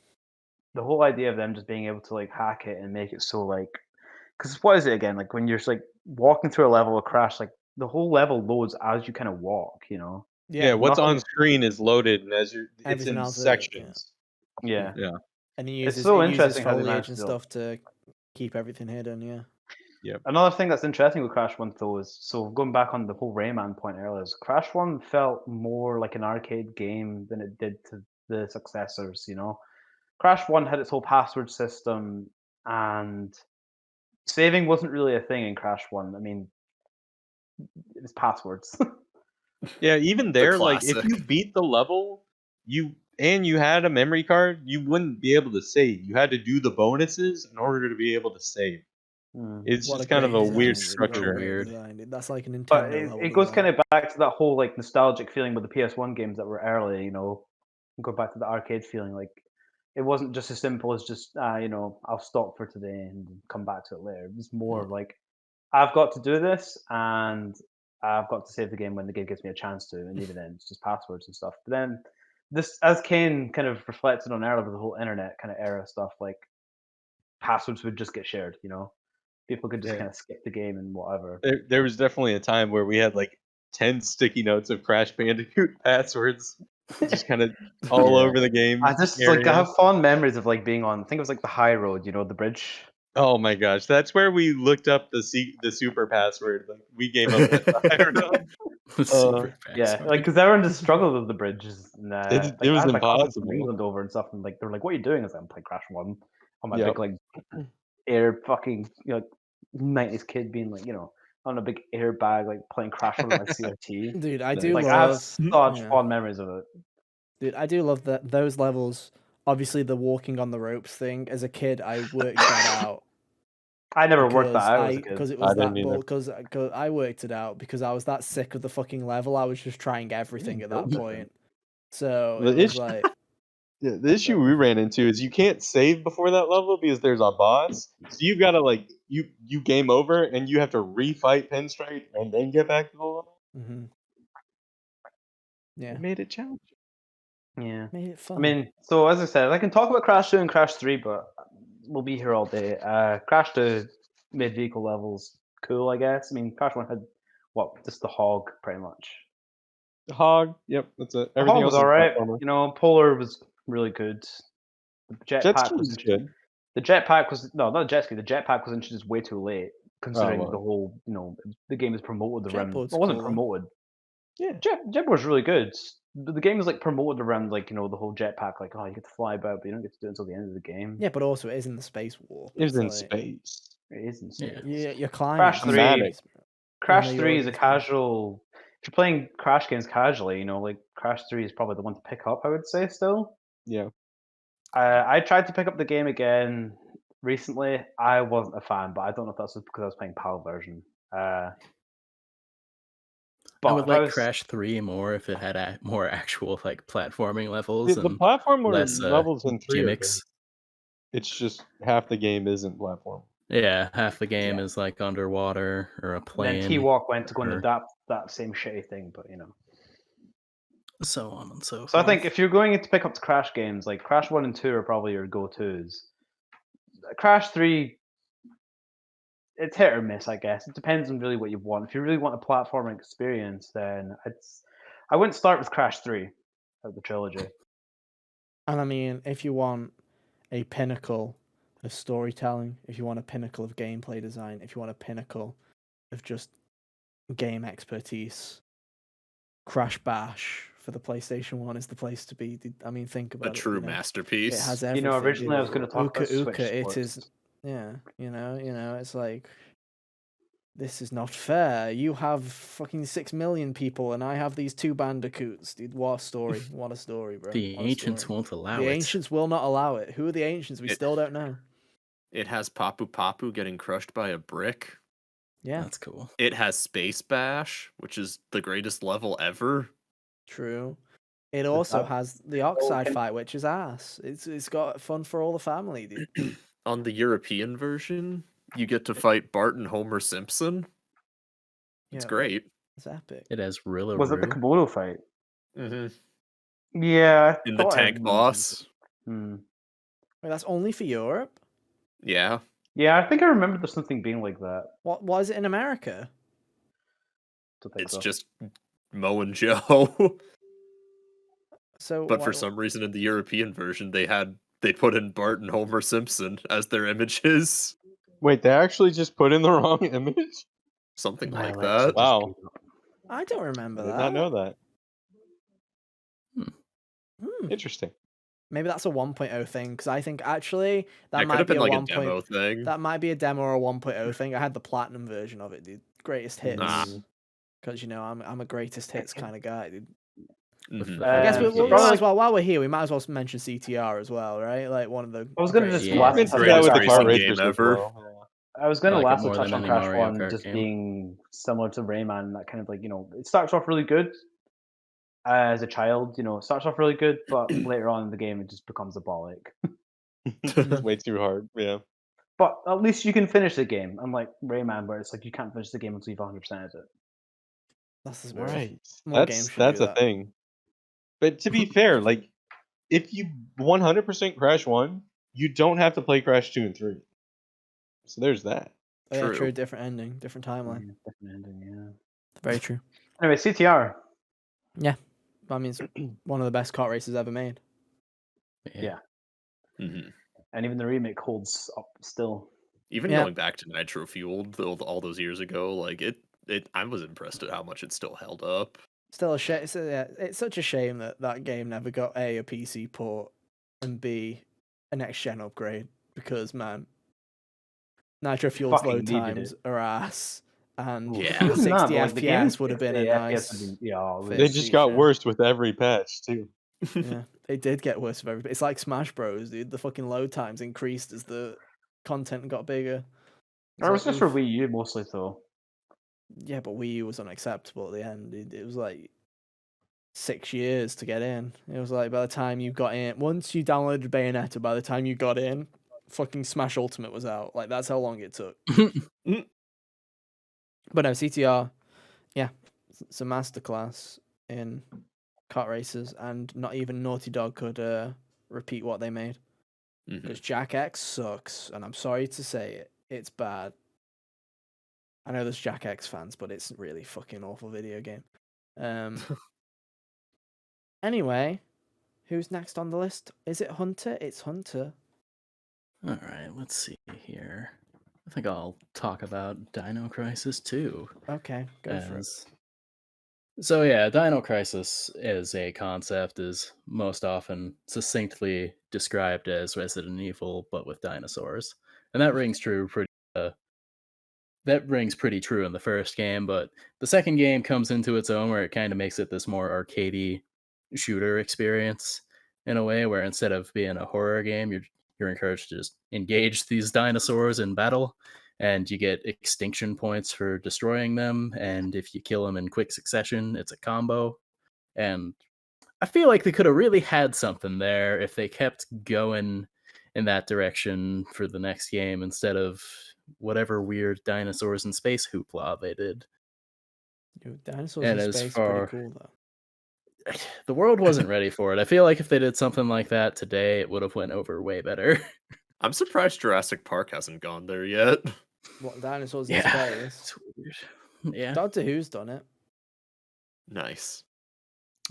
but yeah, like every time I play Dino Crisis 2, it's always one of those ones where I'm like, man, I know that video games are better for moving on from the pre-rendered backgrounds and stuff, but having those in that time was really cool. Like you had some really cool shots that way, and Dino Crisis 2 was a great example of that. There'd be this one shot where you're like running over this fallen tree or something, and there's a T-Rex going underneath of the pass. It's really cool.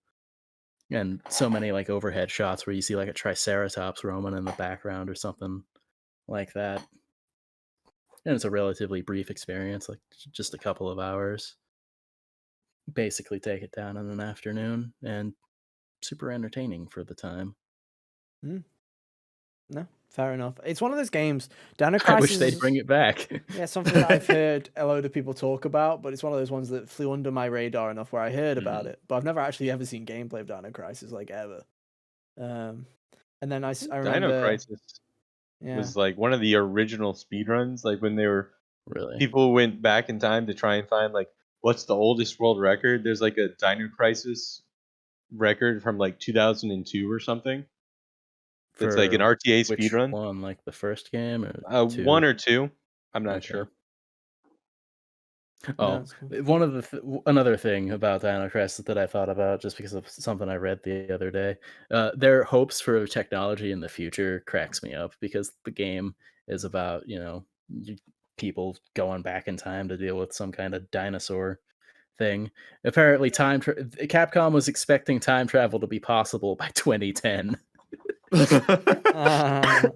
In the not so The game distant came future out of in 2000. 2010. Wow, 10 years for they time had travel lofty seems ambitions, reasonable. dude. They had I lofty know. ambitions. That's funny. That's funny. But no, it's a classic. I respect it. Go on, Cal. What have you got? You got any? All right. So when it comes to Final Fantasy on the Oh, PlayStation fuck 1, God. you're on no shortage of games. You've got all your He like turned his mic off. you've got just so many options. Of the classic, you've got FF7, 1 there we through go, bye-bye. 6, except for 3, because FF3 isn't real. FF3 wasn't real until it came out on the DS. And it can't hurt you. And then you move on to the actual games that came out. You've Yeah, got Final Fantasy yeah. VII that hits your steampunk fans. You've got Final Fantasy IX for your classic medieval fans. You've got Tactics for people that like to think. And then you've got 8, the best one. Boo! Propaganda. Get it out. Even this whole podcast is propaganda. Boo! No one likes 8. It's you and 5 people that are very loud on Twitter. Boo! There's been a guy in my chat on stream for like he's like, I've been playing through the Final Fantasies and I just can't bring myself to beat Final Fantasy 8. It just sucks. Dude. Uh, No. 8 Nah. is secretly the best, and Secretly. more the people are best. starting to realize that, and it's you're now making me 6. happy. People say the same thing about 12 for the PS2 games. 12's not real. That's a fake 12's video not game with a real. bad protagonist. 12 Well, that's because is genuinely the game in Final Fantasy that people forget exists. Like, genuinely. 12 is the one that everyone forgets. Because it's Dude, like... what's For a 12? long time, I forgot that 11 was a thing, just because it went from 10 to 12, and I Well, was no, like, I'm just like, what 11's the happened? MMO, 14's the Yeah. other MMO. And I'm like, 14's the good 13's the MMO. one with the girl. Who's the 12? And like, I don't even know. Some dude who anything to do doesn't with wear a 12. shirt. Yeah, I know 12 nothing is the about most 12. generic, until Noctis, the most generic anime protagonist that you Some could more propaganda get. there as well, dude. Literally. The most generic anime protagonist you could have been stuck with. He's like the story does. He could be removed from the story and it wouldn't have mattered. Exactly. But no, it like again, you know, we were talking earlier about how they somehow made 4 fucking Twisted Metals. The fact they made They so made many 4 Final Final Fantasy games, yeah, Fantasies. on the they were PS1. turning them out. Like, it's kind of crazy. 4 Crash games from Naughty Dog, you 5. know, Well, 4 from 90. 4 from Naughty Dog.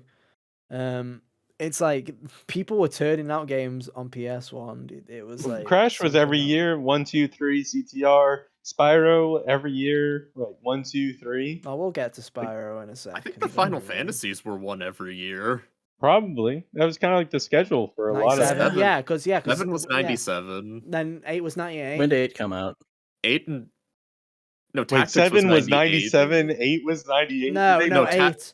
No, 8. Tactics was 98. And then I Okay. think 8. 8 was Would've- 99. Yeah, because 9 was 2000. 9 was 2000. And Yeah, then FF10 was 2001, I'm pretty sure. Oh man, I forgot. Yeah, 10 February, was yeah, 2001. February 99 for 8, and then July 2000 for 9, and then 10 was July 2001. Yeah, so there was genuinely a year between 8, 9, and 10. And now we just sit here molding. Dude. Yeah, Final Fantasy Star also burned too bright. They should have paced themselves more. We wouldn't have had a whole 2 generations waiting for 7 remake to come back and make the series good. Hey, it's just every JRPG did this though, where they made a load of games. so in those many eras. JRPGs Persona's on the same way though. It's like 3 and 4, gap between 3 and 4, 2 years, gap between 4 and 5, fucking 6 decades, dude. Genuinely, like that's like gap between 5 and 6, dude. My grandchildren are getting Yeah, but- Persona 6. How many Shin Megami Tensei games were released between those Persona gaps? Pardon? You had Quite SMT4 on quite a few, but 3DS. Real. Yeah, but here's the thing, They Kane. It's aren't basically real. Atlas is basically a publisher. The Persona team works on Persona. To like, they probably did some other shit in between, but it's like, you know, it's like it's stupid. Even though they do release a load of spin-offs and other jank. But again, PS1, Atlas PS1. Obviously, I don't think we won't really talk about it because none of us have really played them. But Atlas was also cranking shit out in that era as well. Like They had not 3 on- Persona games. Yeah, well, what Yeah. for PS2? Yeah. What, No. PS1. Or for Yeah, oh, no, PS1. PS1, yeah, 'cause it had Yeah. Persona 1, Persona 2, 1, and 2, Revolution. 2. Two. and then- yeah. 1, 2, and 2. You also had like Square pumping out stuff before Yeah, on Square top of Enix Final was born. Fantasy, Square was popping out like Square was putting out Parasite Eve so much. in between that. Chrono. funny to Whatever. go back and play the Enix games for the Xenogears. PS1. It Xenogears. they did some weird stuff. So many games. So many games. Kane. What do you All right. have? Well, Digging I was deep. thinking, I was like, well, you can't talk about the PS1 without talking about like, you know, certain core things. You got like horror games, but I'll leave that for like Hunter if he wants to go there. Um,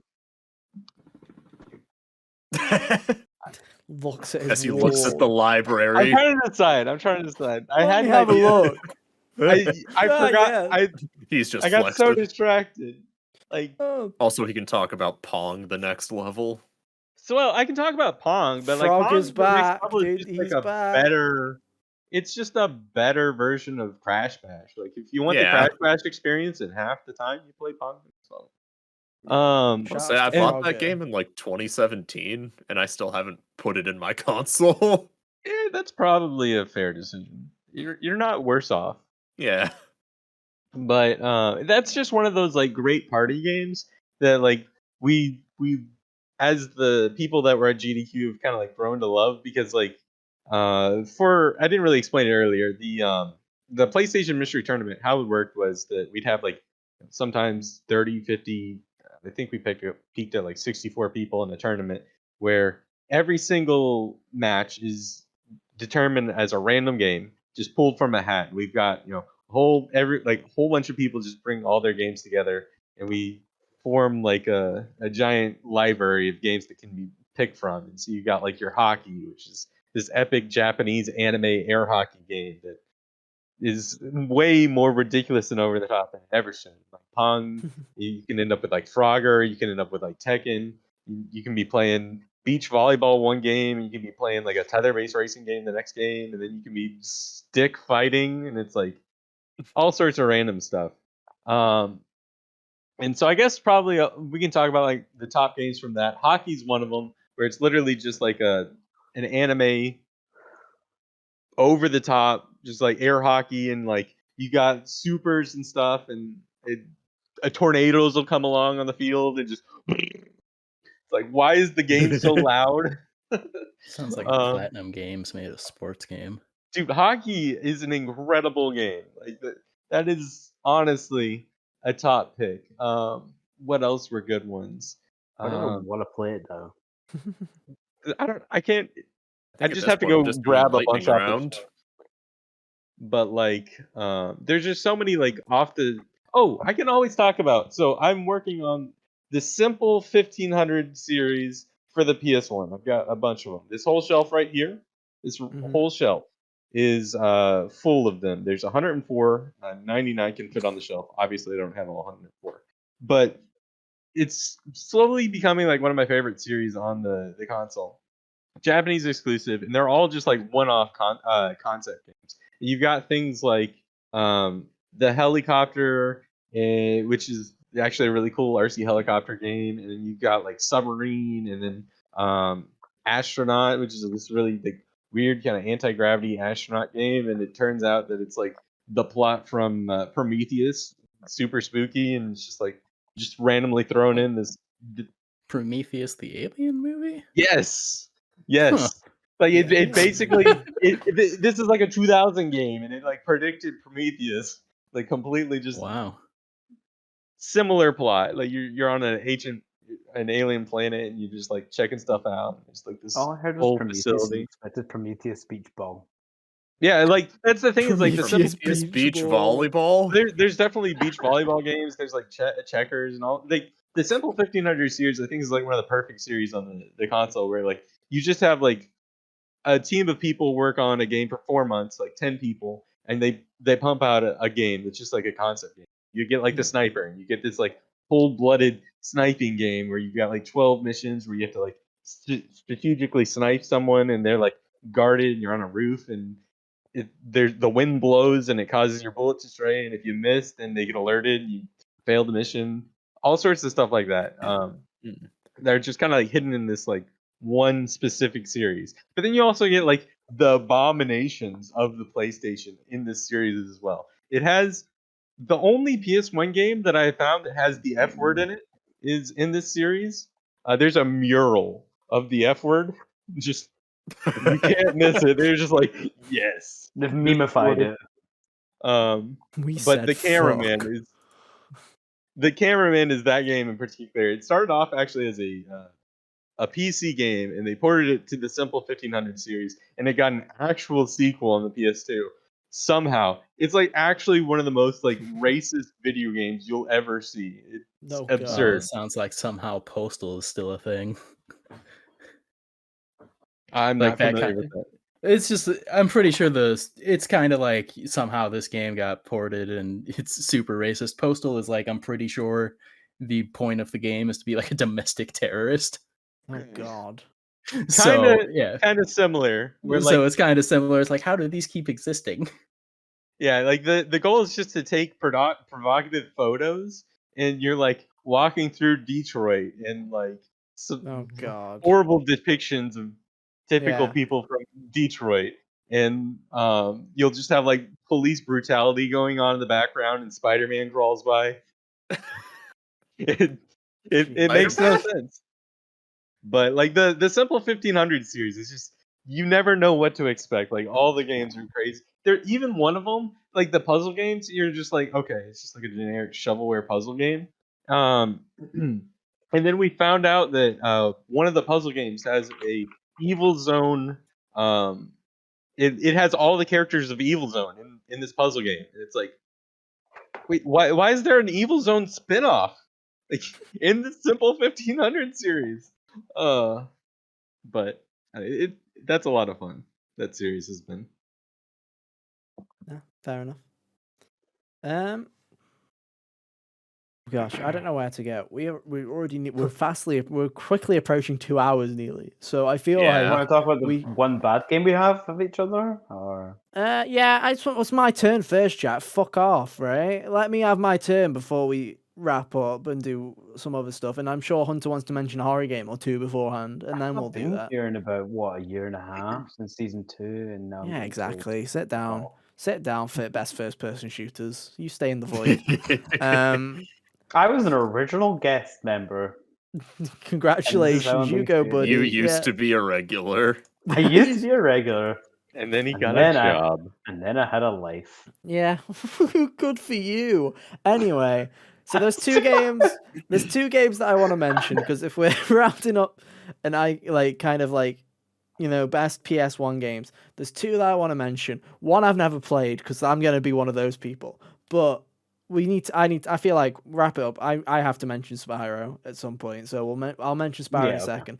But I want to give a shout out. I've mentioned this video game before to I think both Cal and Hunter. But I'm gonna give it out. I don't know. You might know it, Kane, because it's a Japanese PS1 game. And the reason that I love this game so much is because of how absurd it is, but also, again, it's one of those games where you don't understand how many systems and how much of video games comes from this random romance sim on the PS1, and that game is called Tokimeki Memorial. Oh my don't God, tell me he he's got has a it. copy. Don't tell me he's got a No copy. way. Don't tell me he has a copy. Why did he I find that thought, oh my immediately? Bring this God. up This is not a coffee. It's a last whole round. fucking when collection. you- It's a whole It's a collection. unit. This is what I forgot I was gonna mention. I got distracted, and this is actually where I was gonna go earlier. I've got the deluxe box edition of Tokimeki Memorial that came with the mouse. Oh my God. Hold on. Cannot make this shit up. We did Hold not. on. We did not plan this, by the way. This is not planned. Can you hear that? I can Yeah, it makes- smell Why it. did it beep? The box still sings. Yeah, there's It's not got it's a sings. music thing Yeah, in it's it, like a What? and it music still box. works. Yeah. Oh my So God. I got this from Japan a few years ago, like 2017. Me and Caveman both bought a copy, and the reason is this cost $20 shipping plus 99 cents because it was a penny auction, and no one wants to buy freaking huge box copy of Tokimeki Memorial. But at the same time in 2017, if you went on eBay and bought a PS1 mouse, it cost you $30. So you could literally buy this for $10 less. This is now worth like $70. So hey, but Not yeah, to like distract you from what you're saying, but what the fuck was the PS1 mouse for? So, This game. fun The fact: Tokimeki Memorial. you can use What it the for fuck it was? games like this, but you can also use it on half of the shooters, like the Ah. actual that's gun cool. cons. Doom. So That's good. Doom that's works. how I still play gun con games on like my modern hardware, is if they're mouse compatible. Because Yeah. one of the Okay. there's two gun con game publishers. One of them made them all mouse compatible, and the other one half didn't. There's also a Sentinel Returns is another PS1 mouse game that was a PC game, and it requires you to play both mouse and keyboard in order to actually play the game. So random fact there. But back to Damn. Tokimeki Memorial. Yeah, dude. It's Let's talk I about it. have to basically the way I found out about this game was there's a YouTube channel called Action Button from Tim Rogers, and he basically does these obscene video essays. If you are a person who enjoys the video essay kind of YouTube videos, well, let me tell you, this guy's so fucking crazy because he literally does like 3 to 8 hour video essays on video games. To the point where the shortest one you think is Cyberpunk 2077, as it's an hour, when he goes, "Psych, got you, bitch. This is 7 parts. The other 6 are unlisted, and you have to choose the order you're gonna watch them in." But he did one about Tokimeki Memorial, which is 6 hours long. I've watched this video 3 times in my life. 6 hours long, Wow. by the way. It's a really good video. I'd highly recommend it. But yeah, it's just in terms of like iconic PS1 games for Japan, this is like one of them because it's like it was made by Konami, but so many like gameplay systems and so many things, so many random things that Konami learned from, and it like everything like kind of stems into Tokimeki Memorial. It's like a lot of the shit from like Castlevania and all of that, or the people that went on to do all the big Castlevania stuff for PS1 worked on Tokimeki Memorial and then took what they learned from that game and made the Castlevania PS1 games. It's like there's so much shit came That's out of that amazing. game.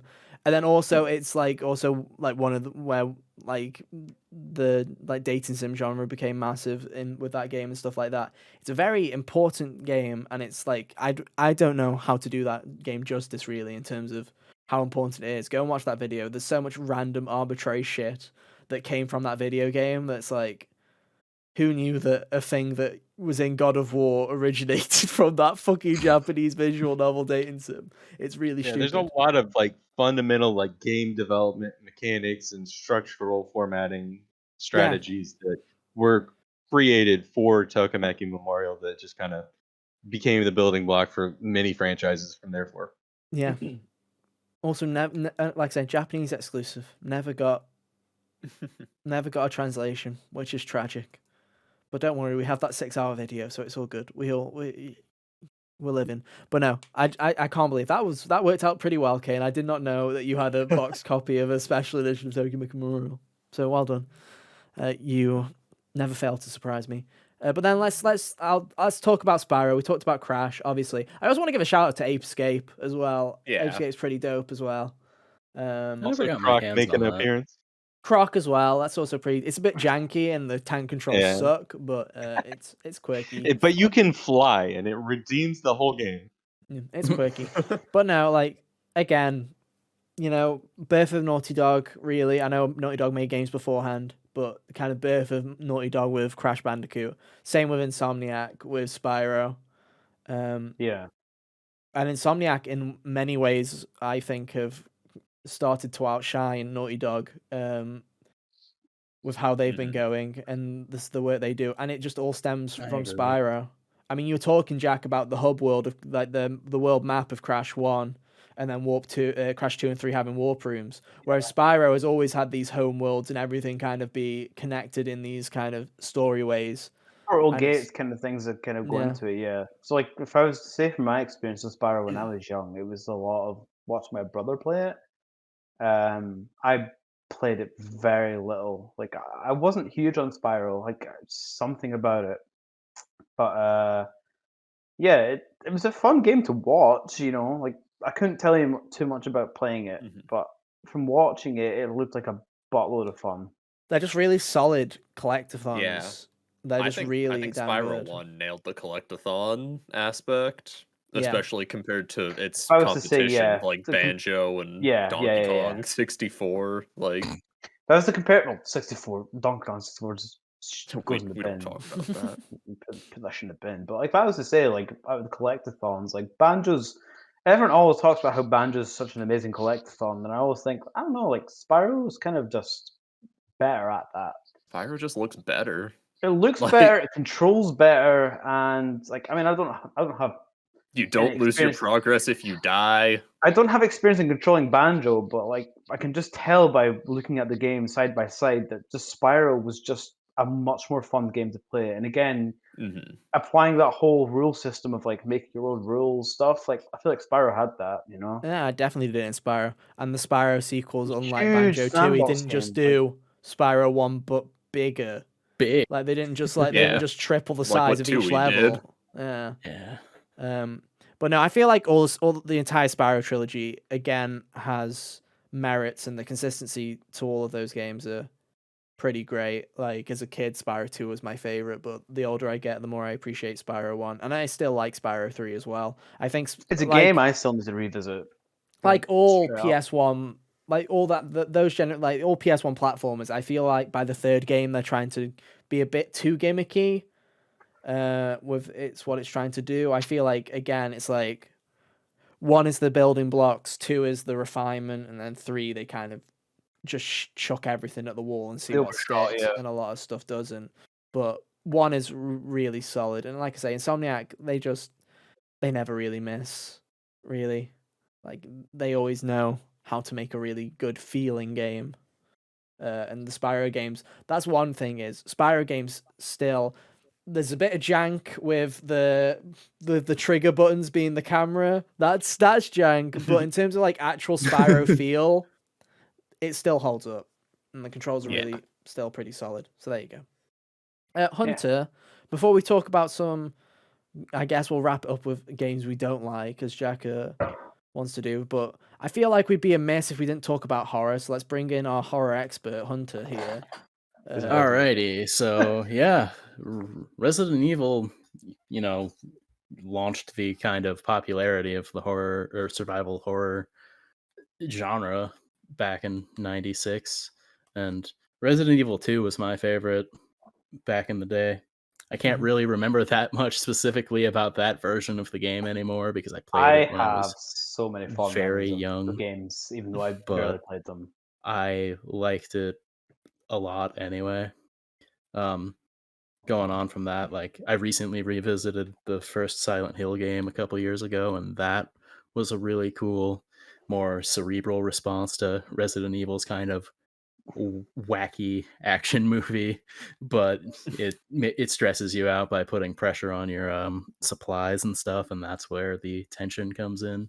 Silent Hill just will show you stuff that will freak you out and not really ask you to do all that much as far as your own input in the game, but I was gonna it's say, still different. with Silent Hill, like I remember watching my dad playing them. I don't know if it was a PS1 game, yeah. The first one was, 2 was Yeah, on the so was the PS2. Hammerheads, like I can't remember what they were, but like, Pyramid Head? yeah, Pyramid Heads, like Mm. those He gave was me in 2. he's in 2. Yeah, and then they brought him back for other games that they Fuck shouldn't it, just have, talk but about it anyway, Ah. Jack. Who cares? We're 2 hours in, dude. If you're in for the if you're in at this point, you're in for the wild ride. So just fucking say what you want, dude. The Pyramid Heads gave me fucking nightmares when I was young. Like straight it's a up. good design, man. Mm. All I remember from Silent Hill was the fog. Like I think that's a thing everyone attributes to with Silent Hill, and I think that just tells you how much of a good game it was. You know, it gets really foggy in your own town, and Yeah, everyone's like, People the who I fog don't is even like think a- "It's play kind of like Silent video Hill right games. now." Yeah. You know, like I think that game just encapsulated horror to. It was just so good at encapsulating it. You know, they really nailed it. Atmosphere, it's setting, got all these like kind of things. an all-timer for a soundtrack with the first 2 games at least. Yeah. I can't speak to the rest of them after that because I haven't played them yet, but the first 2, Akira Mhm. Yamaoka is a genius. But going back on even like Resident Evil, so like I didn't really play the Resident Evil games when I was young, but I had to watch. My dad didn't force me, but like I No, watched you him were play Resident Evil a forced. You were lot. forced. Your dad was And he like, sat "Listen me, here, sat me Jack. down. He went, "Little You Jack, listen you're here, gonna you son sit of a here and you're gonna bitch." See, fucking this watch thing, it's me." called a liquor. Yeah, you It's fucking. called a liquor. I don't remember Resident Evil 2 that much when I was young. I remember Resident Evil 1, obviously, and I remember Resident Evil 3. 2, not as much, but I just played the remake of 2, so I guess I can kind of say something about 2, but not really. No. No. I remember Play the watching my dad original. play the Get Claire the fuck missions out. in 2, but like, just with Resident Evil, it's just, what is there to say? It's a fucking Resident Evil's classic. good. It's just so good. Like, tank controls, don't care. Like, you get used to them, and that's it. The whole, I guess brought up before, Hunter, like with the whole limited ammo, like limited resources, you've got to Yeah. really plan out your stuff. Mhm. Original Resident Evil games, you had your ink ribbons. You didn't have like just, you know, Yeah, they were even jerks about how often you could save in the Mhm. classic yeah. So iterations of the again, game. we go back on it again, like the whole arcade kind of The system arcade thing. feel. Yeah, it's like, it's not completely arcade feel, but like you had to really be careful about what you were doing. It made it, the whole thing with like horror and then survival horror, like horror you can do whatever the fuck you want. Survival horror, it feels like you have to plan. Yeah. I think was a really good thing that they encapsulated and perfected back in the PS1, and made horror games feel a lot more dreadful to go through. You go through a Yeah. horror game nowadays and you can just save whenever, and it's like, I'll just come back to that later on. But a survival horror, Yeah. your resources are so limited. You've got to really plan out your plan of action. If you don't, then you're screwed. I had a similar situation when I was playing the remake of Resident Evil 2.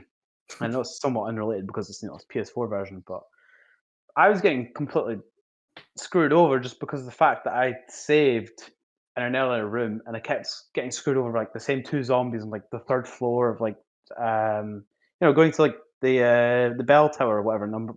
Oh yeah. Yeah, I got screwed over so many times, and I was like, I just don't want to play it anymore. But then I was also kind of like, I want to beat it though. I don't have ammo. I just want to get through it, and I did it. It's something that the PS1 games kind of just had, and you don't see a lot of nowadays. There Yeah. definitely was like a huge amount of like just kind of your horror, gothic horror, that kind of style on the PS1. Yeah. That like are still like horror games on even like PS1. It's kind of like horror movies where like 80s horror movies have this cult following still. Yeah, Where they're like if you like go, they're like cheesy B movie stuff. yeah, you Yeah.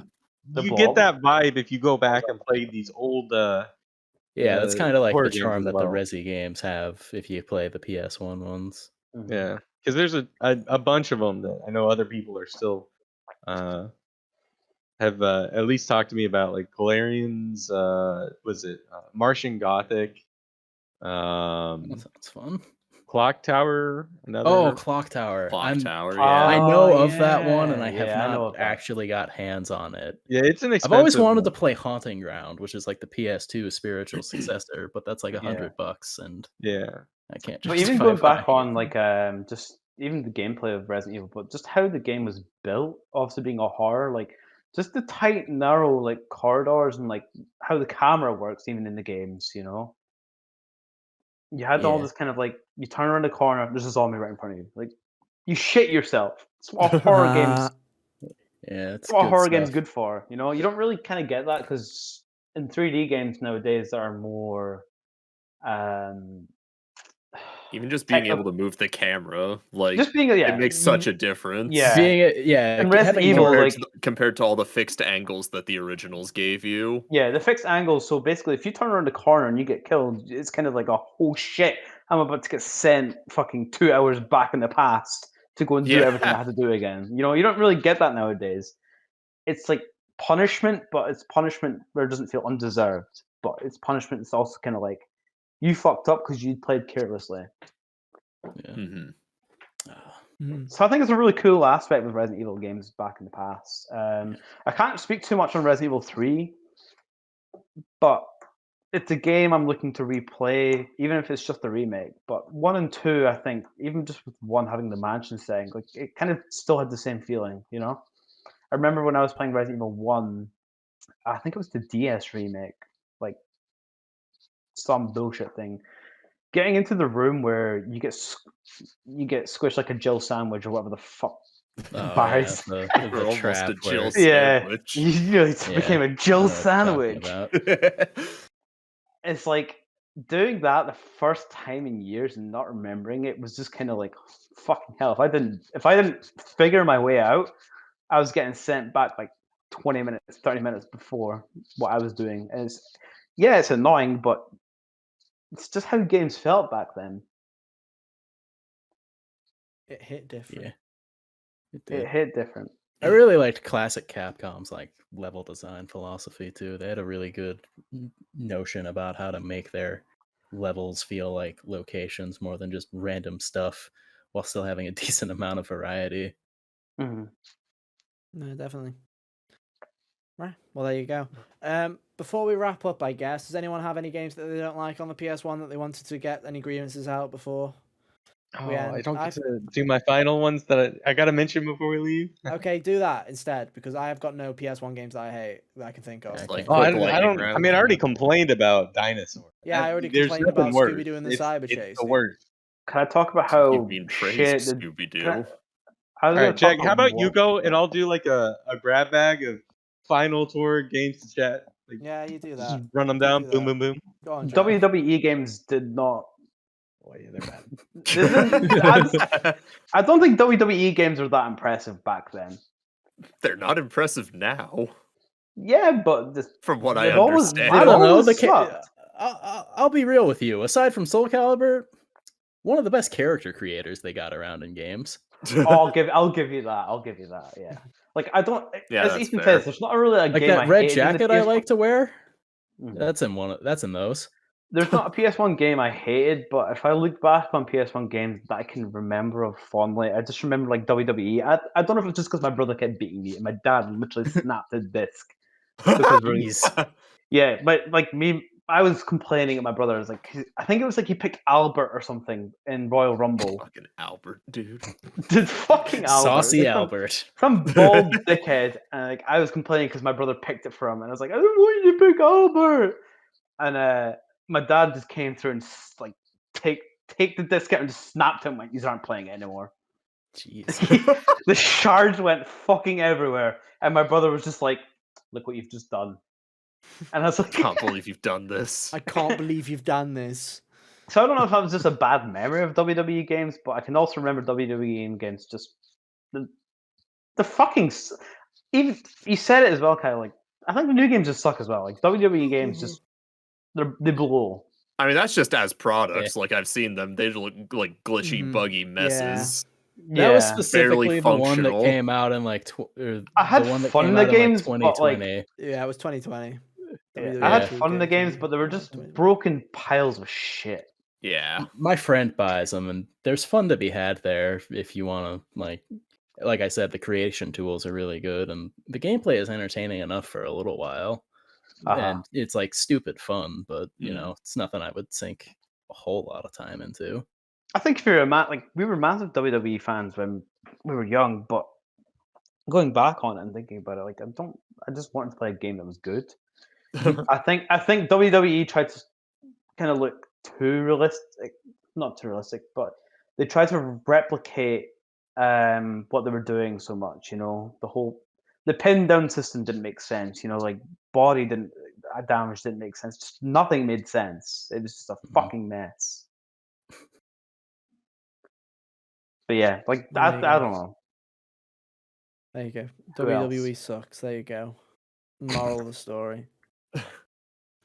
Right, go on then, Kane. Take us Kane, home. All right, round. final rundown. Take He's us brought home. it Sorcerer's bro. Oh, Maze. It's a breakout style PS1 game. The competitive mode is actually incredible. One of our favorite games from like just playing with other people PS1 games, where the combat between the breakout, like you're able to send garbage to the other side and like affect and transform your ball into a big ball or split your balls and all sorts of chaotic stuff. And it's actually an incredible game. One of my favorites to go back and play with friends. Glover for the PS1. I only want I to was mention just it. about to say Glover. I want to mention it. So everyone hates Glover because the N64 version is terrible. Fair. The Yeah. PS1 version is just nah. Like it's Meh.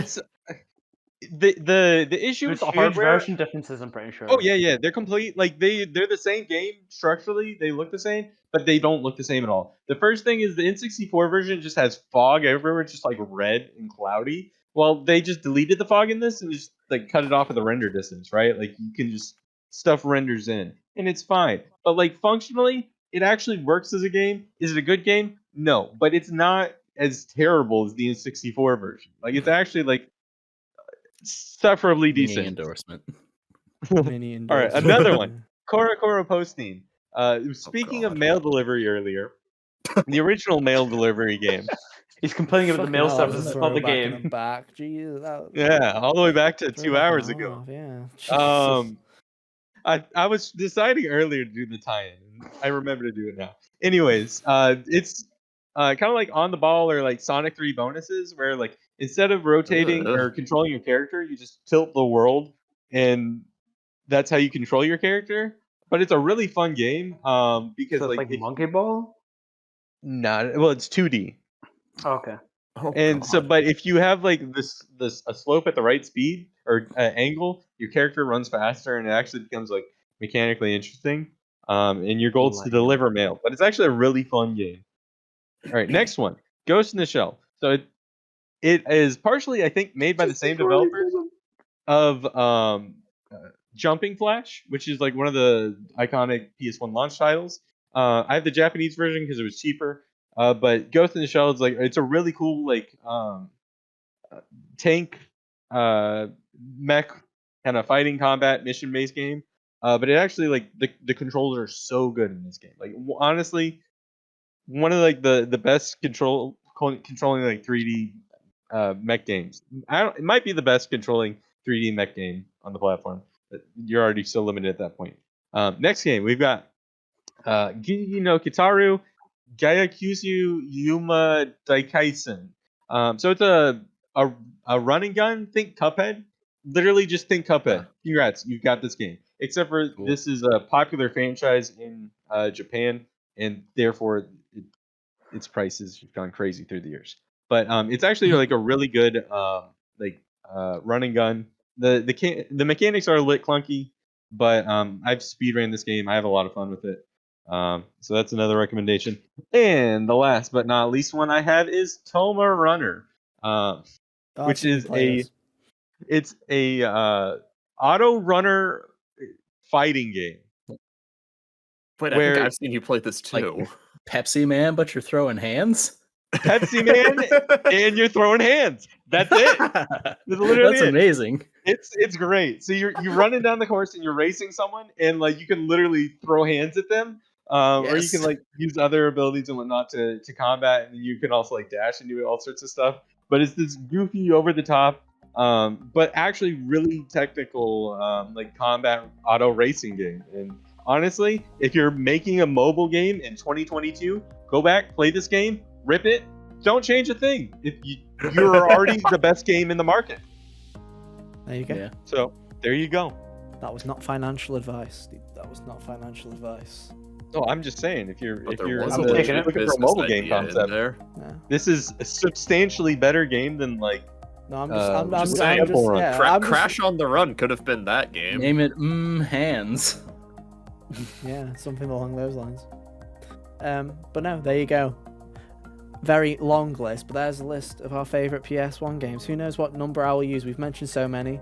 Maybe I'll be able to use 30 or something big.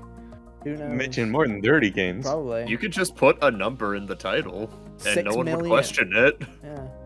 I'll make it reasonable. No. One of our favorite PS1 games. 12. So there you go. But yeah, it's been a long one.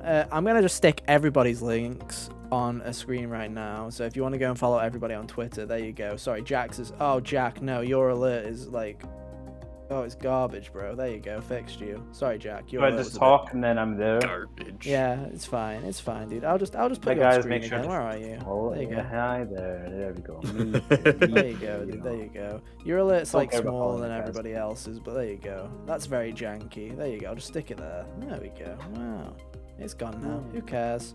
Bye. Bye. No, oh no, I'll play them again. Oh no. Oh no. Professionalism. There you go. Perfect. But yeah, I'm not going to do the outro spiel because my PC started lagging right at the end of the recording and I was scared we were going to corrupt it. So I think changing scenes is a terrible idea.